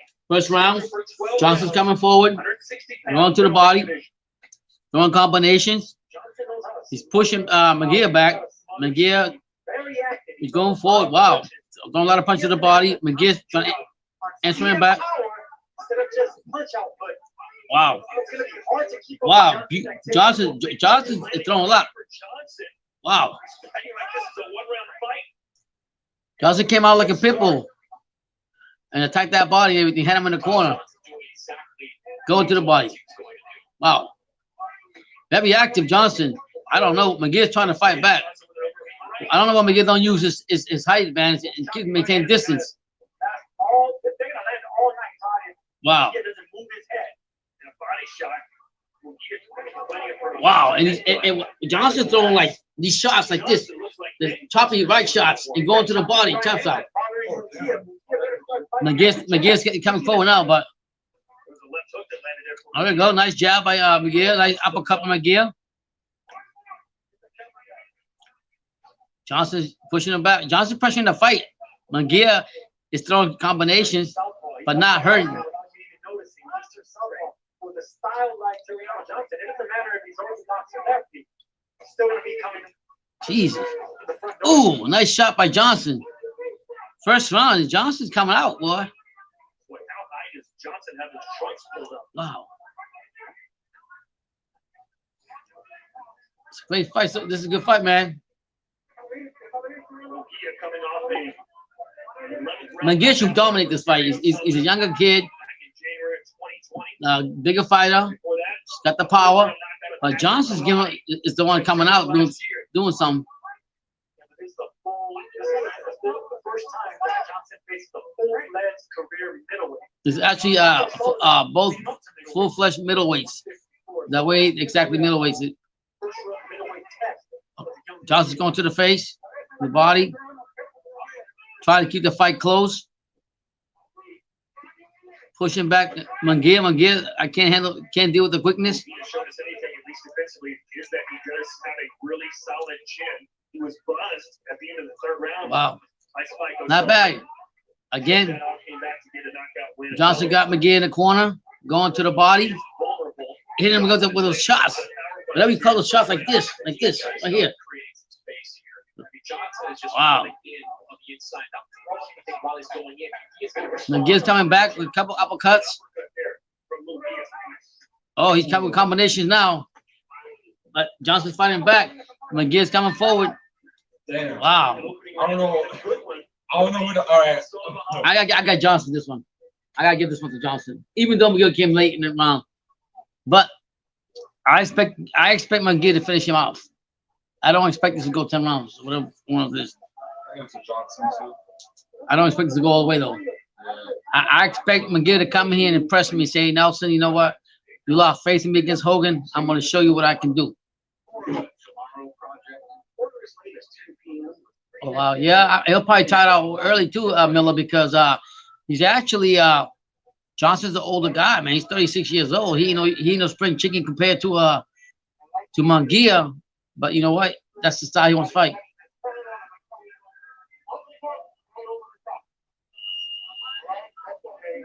Nah, man. Johnson won the first round. I don't think he's gonna go the distance. He's older. That's a big addition to his team because Andre Rozier was the opposite. So there goes Johnson again. And Chris Stevens. So if you can't beat him, join him is the mentality of Tureano Johnson. Now, you mentioned those two losses, Sergio. Johnson's got him on his resume, but that Curtis Stevens fight, he was up big going into the final round. Jesus. He just took one huge shot from Stevens that changed. Right now, Johnson's the one that got Munguia in the corner, but Munguia's coming back. He's uppercutting. Johnson's going back. Yeah, I think Johnson's game plan is to smother Munguia. He doesn't move his head that often. Keeping his left arm a little bit low. So that overhand right by Johnson land all night. Keep throwing it. There it is. Wow. Right there. Keeps it. Choppy little right hand. He's throwing this choppy over right hand that's getting points, and Munguia has no answer for it because you know Munguia is one of those fighters that stays stationary. He doesn't have a lot of head movement, and Johnson's going for it. And again, he's chopping him with the over right hand by Johnson. Again, Johnson's going to come. You would think Johnson was a younger fighter the way he's fighting, but I mean Munguia's coming forward too. Munguia's coming. Munguia got him in the corner, trying to find. So there's history there. He's not cutting the space. He's not giving no space. Johnson's giving no space to Munguia at all. Nice shot by. Running left hand there for Johnson. Yeah, Munguia trying to get it going, but what's happening is Johnson keeps smothering him, like not holding him, but doesn't get space for Munguia to get his combinations off. Look how Johnson's putting all his weight on Munguia. So he's wearing down. All that's gonna fall into Munguia. Oh, that outright chopper he has is messing up Munguia. Munguia's got a nice level shot on Johnson, but Johnson's coming forward and not giving no kind. He's trying to keep Munguia uncomfortable. He's not giving him to get no space to get his combinations going forward. And that's something they've been working on. Oh, there's another nice uppercut from Munguia. Caught Johnson coming in. That's how you beat the aggression. Munguia's still beautiful uppercut. I think Munguia had it in him, but we're seeing that he does. Munguia's trying to come forward and trying to stop this pressure by Johnson. But nice shot by Munguia. Johnson, nice jab. Beautiful. I think Munguia's throwing a lot of uppercuts. Wow. Wow. Yeah, he's throwing a lot. Munguia's figuring them out with uppercuts. A nice punch to the body by Munguia. Now Johnson coming up with a nice upper right chop punch he got. Main residence still in that country's capital, Nassau. He also trains in Atlanta and New York City. McGear's McGear's trying to throw punches. Yeah, McGear won this one. Then I think this is the best one I've seen McGear throw, but you can see what the old man's trying to do in Johnson. Johnson's trying to smother and take up all the space he can and make Munguia uncomfortable and come up with the overhand hand chop that he has. He's getting him a boom, boom, boom. He's giving the overhand hand chop like it's nothing. So, but while he's doing that, McGear's coming up with an uppercut. Boom, boom, boom. So, and Johnson got to watch out because Johnson is not no spring chicken and that motor will tire out. But I got that one from Munguia, so it's 1-1. Johnson coming in as a southpaw, he does that. He switches from lefty to right, but Munguia found a hole with that right uppercut. He's gonna be landing that all night, just like Johnson's been landing the chopping right hand. Wow. It's gonna be his right uppercut. Well, 13, if you haven't, please hit that like button. Subscribe to Two School Sports. We love you for you being here. Don't matter 1300, 1312, whatever it is. We love talking boxing here. So here we go to the second round. Again, Johnson going to Munguia. Get him in the corner. Smother him up. Again with that chop. Another chop. Right chop. When I say chop, it's actually a right upper hand chop, but he chops it. It's a good chop. And I think that's his strategy. Close in on him. Get him. But he's better watch out because McGear just slipped out the corner. Give him a couple of shots to the face.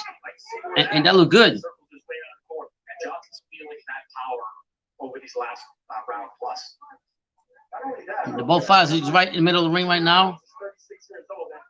You know, he told us he's the youngest 36-year-old in boxing. Couple nice jabs. I can see his legs are starting to come out of him a little bit.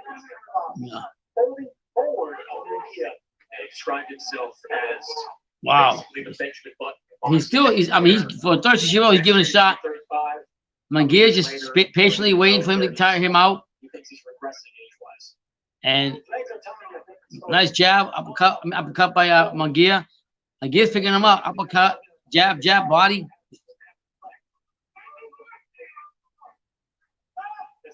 Yeah. So McGear's picked little by little trying to get him. And the only way Johnson, I think, wins this fight if he continues spelling going for the body. Nice body shot by Johnson. But here comes Munguia with an uppercut and then a right. Another uppercut by Munguia. Munguia would be wise to throw that jab out a lot more. You see what Johnson's doing. He's coming straight forward. Just flick it out, just like that. So now, Making hay for Johnson. Munguia, what he's doing when Johnson comes over to start smothering him, he starts jabbing him to keep his distance, make that distance for himself. Not really. I mean, Johnson clearly more compact, but Munguia still looks like a young guy. He's 24 years old and still filling out that frame. You know, we're all wondering. Johnson got him by the ropes right now. They're both just holding each other right now. They're both just holding. Munguia again throwing those uppercuts. I think as the fight goes on, those going to have big problems on Johnson. Even though Johnson's trying to hold his own. Nice left hooks there. For Munguia, there's another one. We're going to find out how good of an inside fighter Jaime Munguia is tonight for sure. Yeah. Munguia's picking him up, but he's let me tell you, Johnson keeps pushing him back. I ain't gonna lie to you. Beautiful uppercuts by wow. Johnson not throwing back like he was in the first round. No. I think McGear's figuring out anytime Johnson throws a over right chop, like call it punch. Munguia comes up, like I say, this is what's happening. Johnson's smothering him up, not giving space to Munguia. He's giving the over right counter punch, but a chop here. But he's leaving open, he's right here. And Munguia just getting him with uppercuts. Boom, boom, boom, with their combinations. Sooner or later, I see Munguia putting Johnson out. Like I said, Johnson's an old dog, fighting a guy that's 12 years younger than him.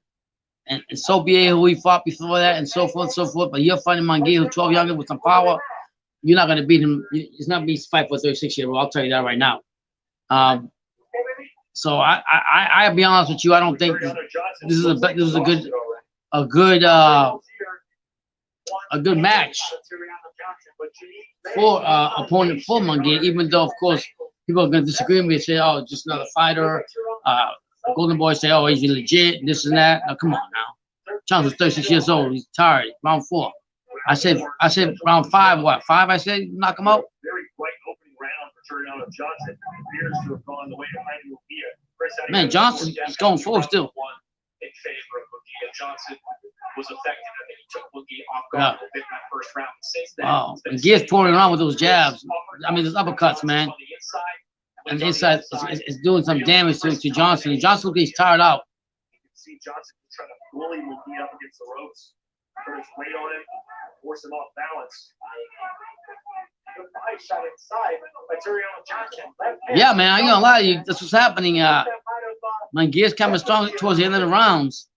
I mean, Johnson is trying to smile and do what he's doing, but right now, I think all those uppercuts that Munguia's throwing on the inside is messing up Johnson. Literally, it is.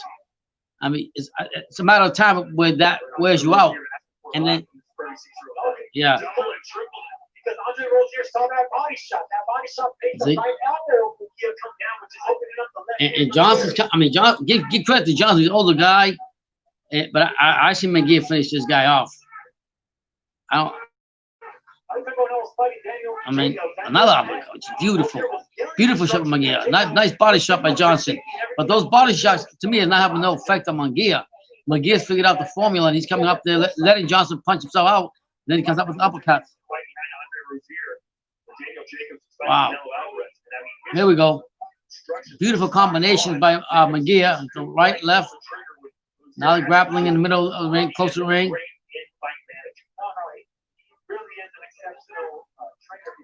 And like that's like commentary, I will agree with the commentary. What they said, and this fight we'll see how great Munguia's inside game is, because that's how Johnson is doing. He's smothering the shit out of Munguia, but Munguia's trying to keep his distance, and those counter punches and the upper jabs is hurting Munguia.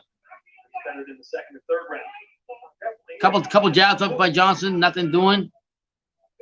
I think Munguia got this round too, to be honest. But Johnson's coming again. I just don't see. I don't see him. The energy he has to withstand the whole 12 rounds. I don't see that happening. Munguia is finally trying to space himself out so he can get his punches and combinations. Yeah, he's been having to clean the punches. I mean, but that's because Johnson is actually smothering him, and now giving him all those uppercuts that Munguia's been giving him. It's opened up his game.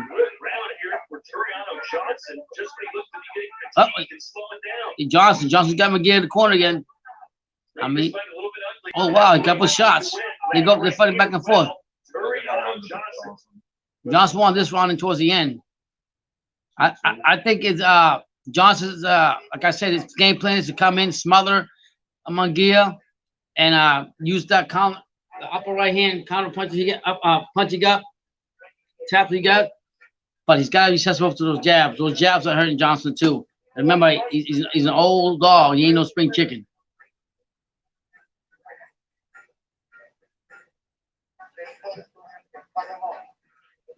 Oh, that's a good point, Tony, what you're saying right there. He will have problems with several competition. You got that right. And that's what I've said that before. His defense is not good. He just changed trainers. Eric Morales, respect to him. Hall of Fame Mexican fighter. But Munguia, if he steps out to any of the big dogs, could be in trouble. So we'll see what happens. What you guys got it? Munguia 4-1. Johnny Fight Palace got it 2-2. What you got it?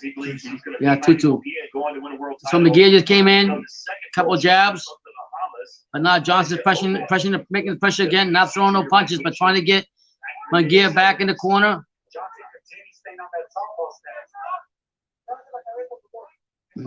Referee gives both warnings not to hit each other in the head. Continue fighting.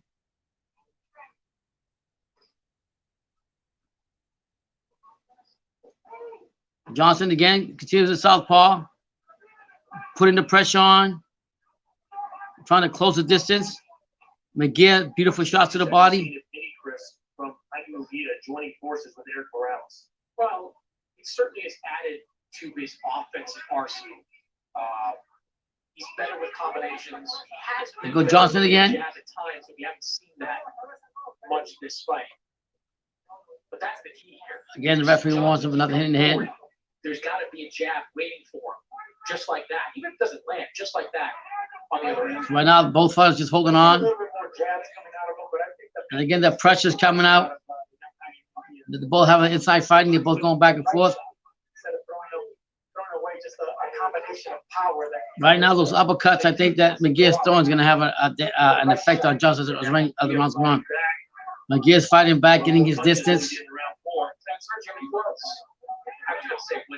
But Johnson keeps coming forward. Keeps coming forward, putting the pressure on. Munguia, another uppercut. Another uppercut. Right, left. Uppercut. Here comes Johnson back. Little shots. Body. Even though he is a young boy, he's looking for the right shots, not wasting away energy. Yeah.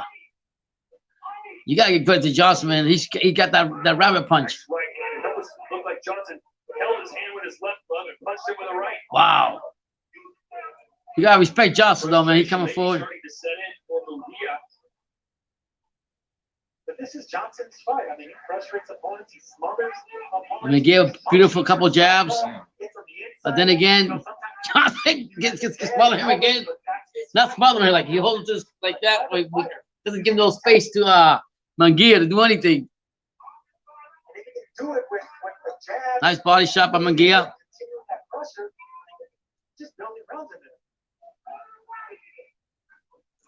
Here goes Johnson again. Johnson don't give him no space.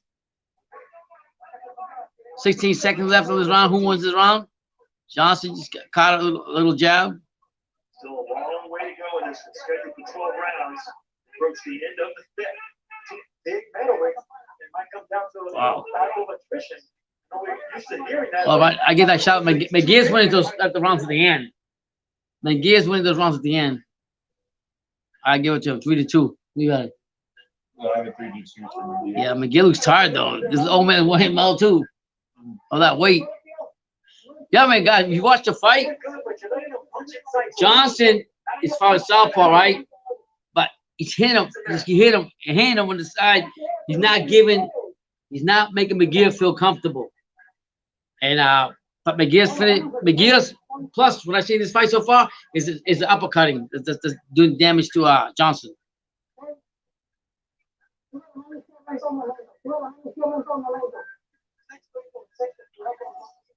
Look at that. Jeez, look at that. Told you. The aggression of Johnson has given him that opportunity.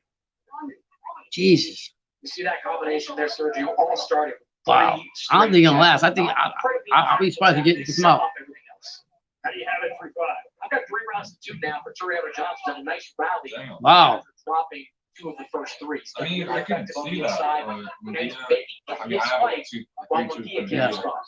McGill needs to do something. I'm telling you, man. He hasn't been the same fighter. As a 5-1 favorite, as Jaime Munguia.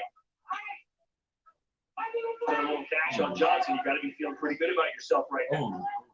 So Munguia showing a lot more vigor here to start around 6. 6th round, McGill's taking over. Looks like right now, coming jabbing more, going to the body more, getting more active. But Johnson keeps coming forward. Another. We're used to the offensive fighter just teeing off on Johnson, who's now backing up. Now, I mean, to right, left, right. Some combinations at Johnson's head. He's pushing Johnson back. Johnson's trying to fight back. Wow, Johnson's got a couple good shots there with the right. Which is something he should do, because if Johnson's legs are under, Wow. push him back. You know, fighting that are used to coming What a close. This is like a 2 test for Munguia. Wow, a couple right hands by Tureano Johnson. Plenty of reason to be optimistic from Andre Rozier, who you can hear said, listen, Munguia basically shot his shot in that round. He's tired. We can grind this guy out. Grind him down going forward. Pushing Munguia back. Munguia's not used to going back either. Both these guys aren't used to going back. Wow, switch downfall here. Right now, the fight, Munguia still fighting. We can see he's worn out too, and Johnson keeps coming forward. Oh man, he's coming forward. Beautiful shot. Munguia.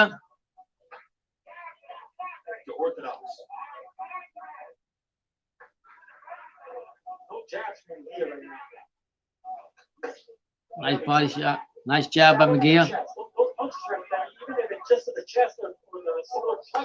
Beautiful combination by Munguia. But here comes Johnson going forward. Wow. Munguia for a young buck looks tired, though. I ain't gonna lie, man. This old man's taking him. Munguia should have this guy finished. I ain't gonna lie to you. Munguia's winning this fight with the uppercut. I ain't gonna lie to you. The right uppercut.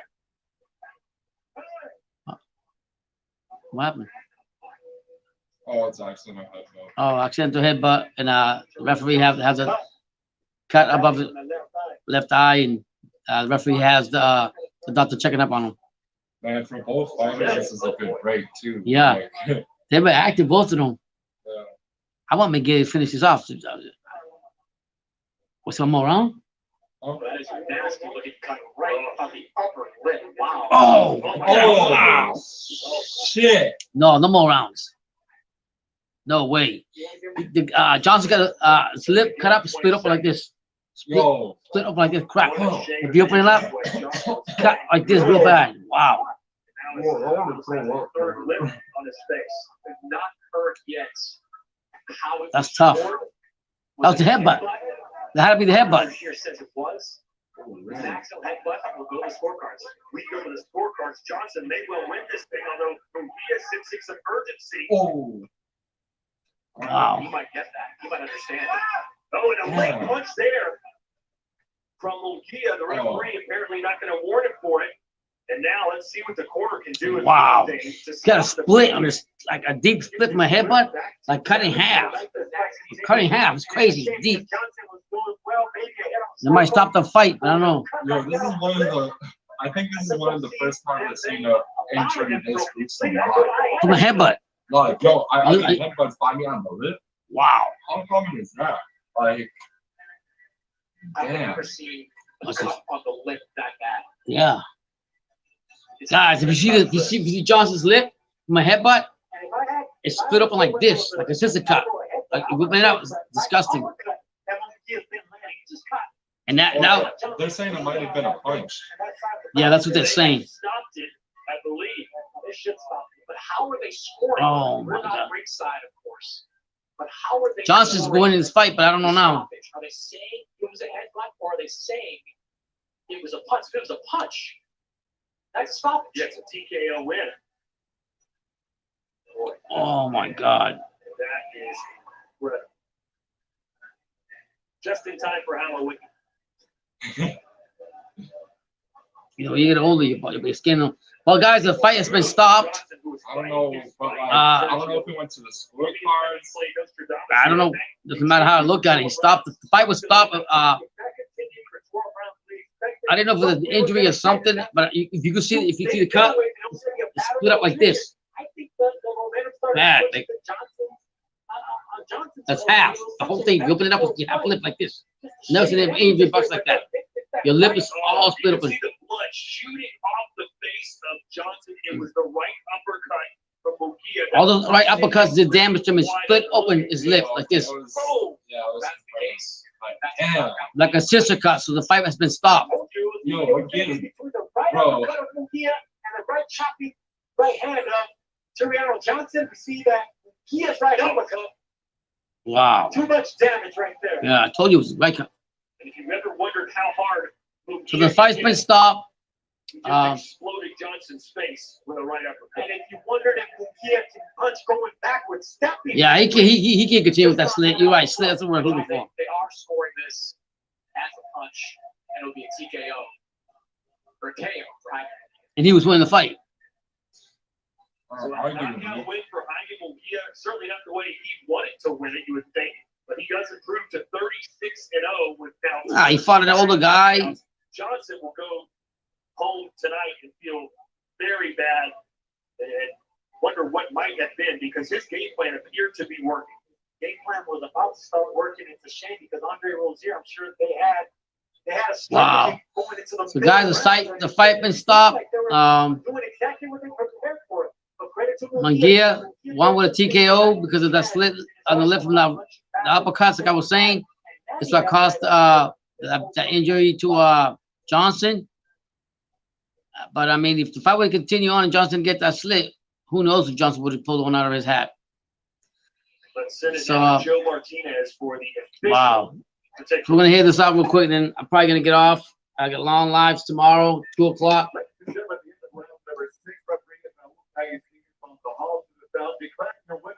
By KO victory, he is still undefeated and still WBO Intercontinental Middleweight Champion, Jaime Munguia.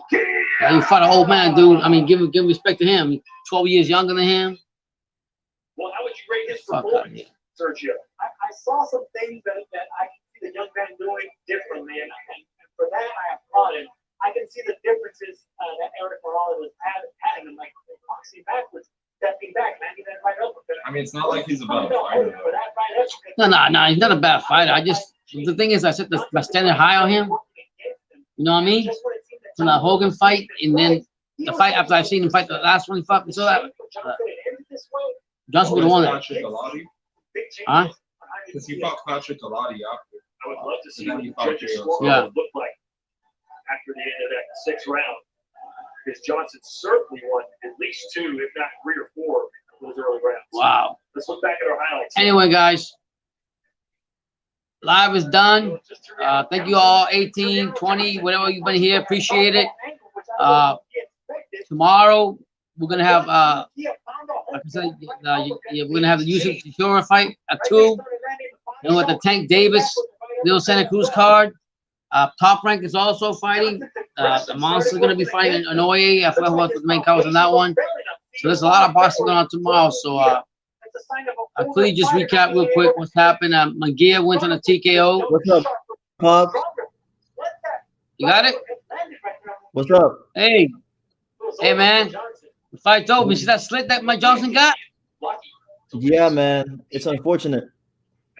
Yeah, because he was winning the fight, to be honest with you. He had that fight won. So He was beating I his was head. just going to end it right now. Just tell him thank you for everything. Thank you for being here. And stay tuned for tomorrow, 2 o'clock. We're going to have Chisora and Usyk and Did you and Alex figure out how to work StreamYard? what happened? Did you and Alex figure out how to work StreamYard? Oh, he's right here. Alex still right here. He'll let me know. Can't be that hard. Yeah, I'll let him know. Yeah. Okay. Okay, I'll let I'll him call you. Test it out. Yeah. So No, thank you. do not call me. Do not call me. I'm not gonna be callable tomorrow. Okay. All right then. I'm not. I'll be live. That's why I'm asking you, because I'm gonna be out and about. Like, Okay. that's why I'm asking Do you now. think that I'll have it? It's not that hard. I mean, I looked it up, and you showed me, and somebody will let me know if they see my smiley face. So I'll have my other phone with me, so I'll know for sure. Okay. All right. I can test it out on my other phone probably before I go live. I'm pretty sure I can do that. All right. So All right. take care. Thank you for everything. Thank everybody for being here, and have a wonderful night. And God bless everybody. There you go. So that's Pops.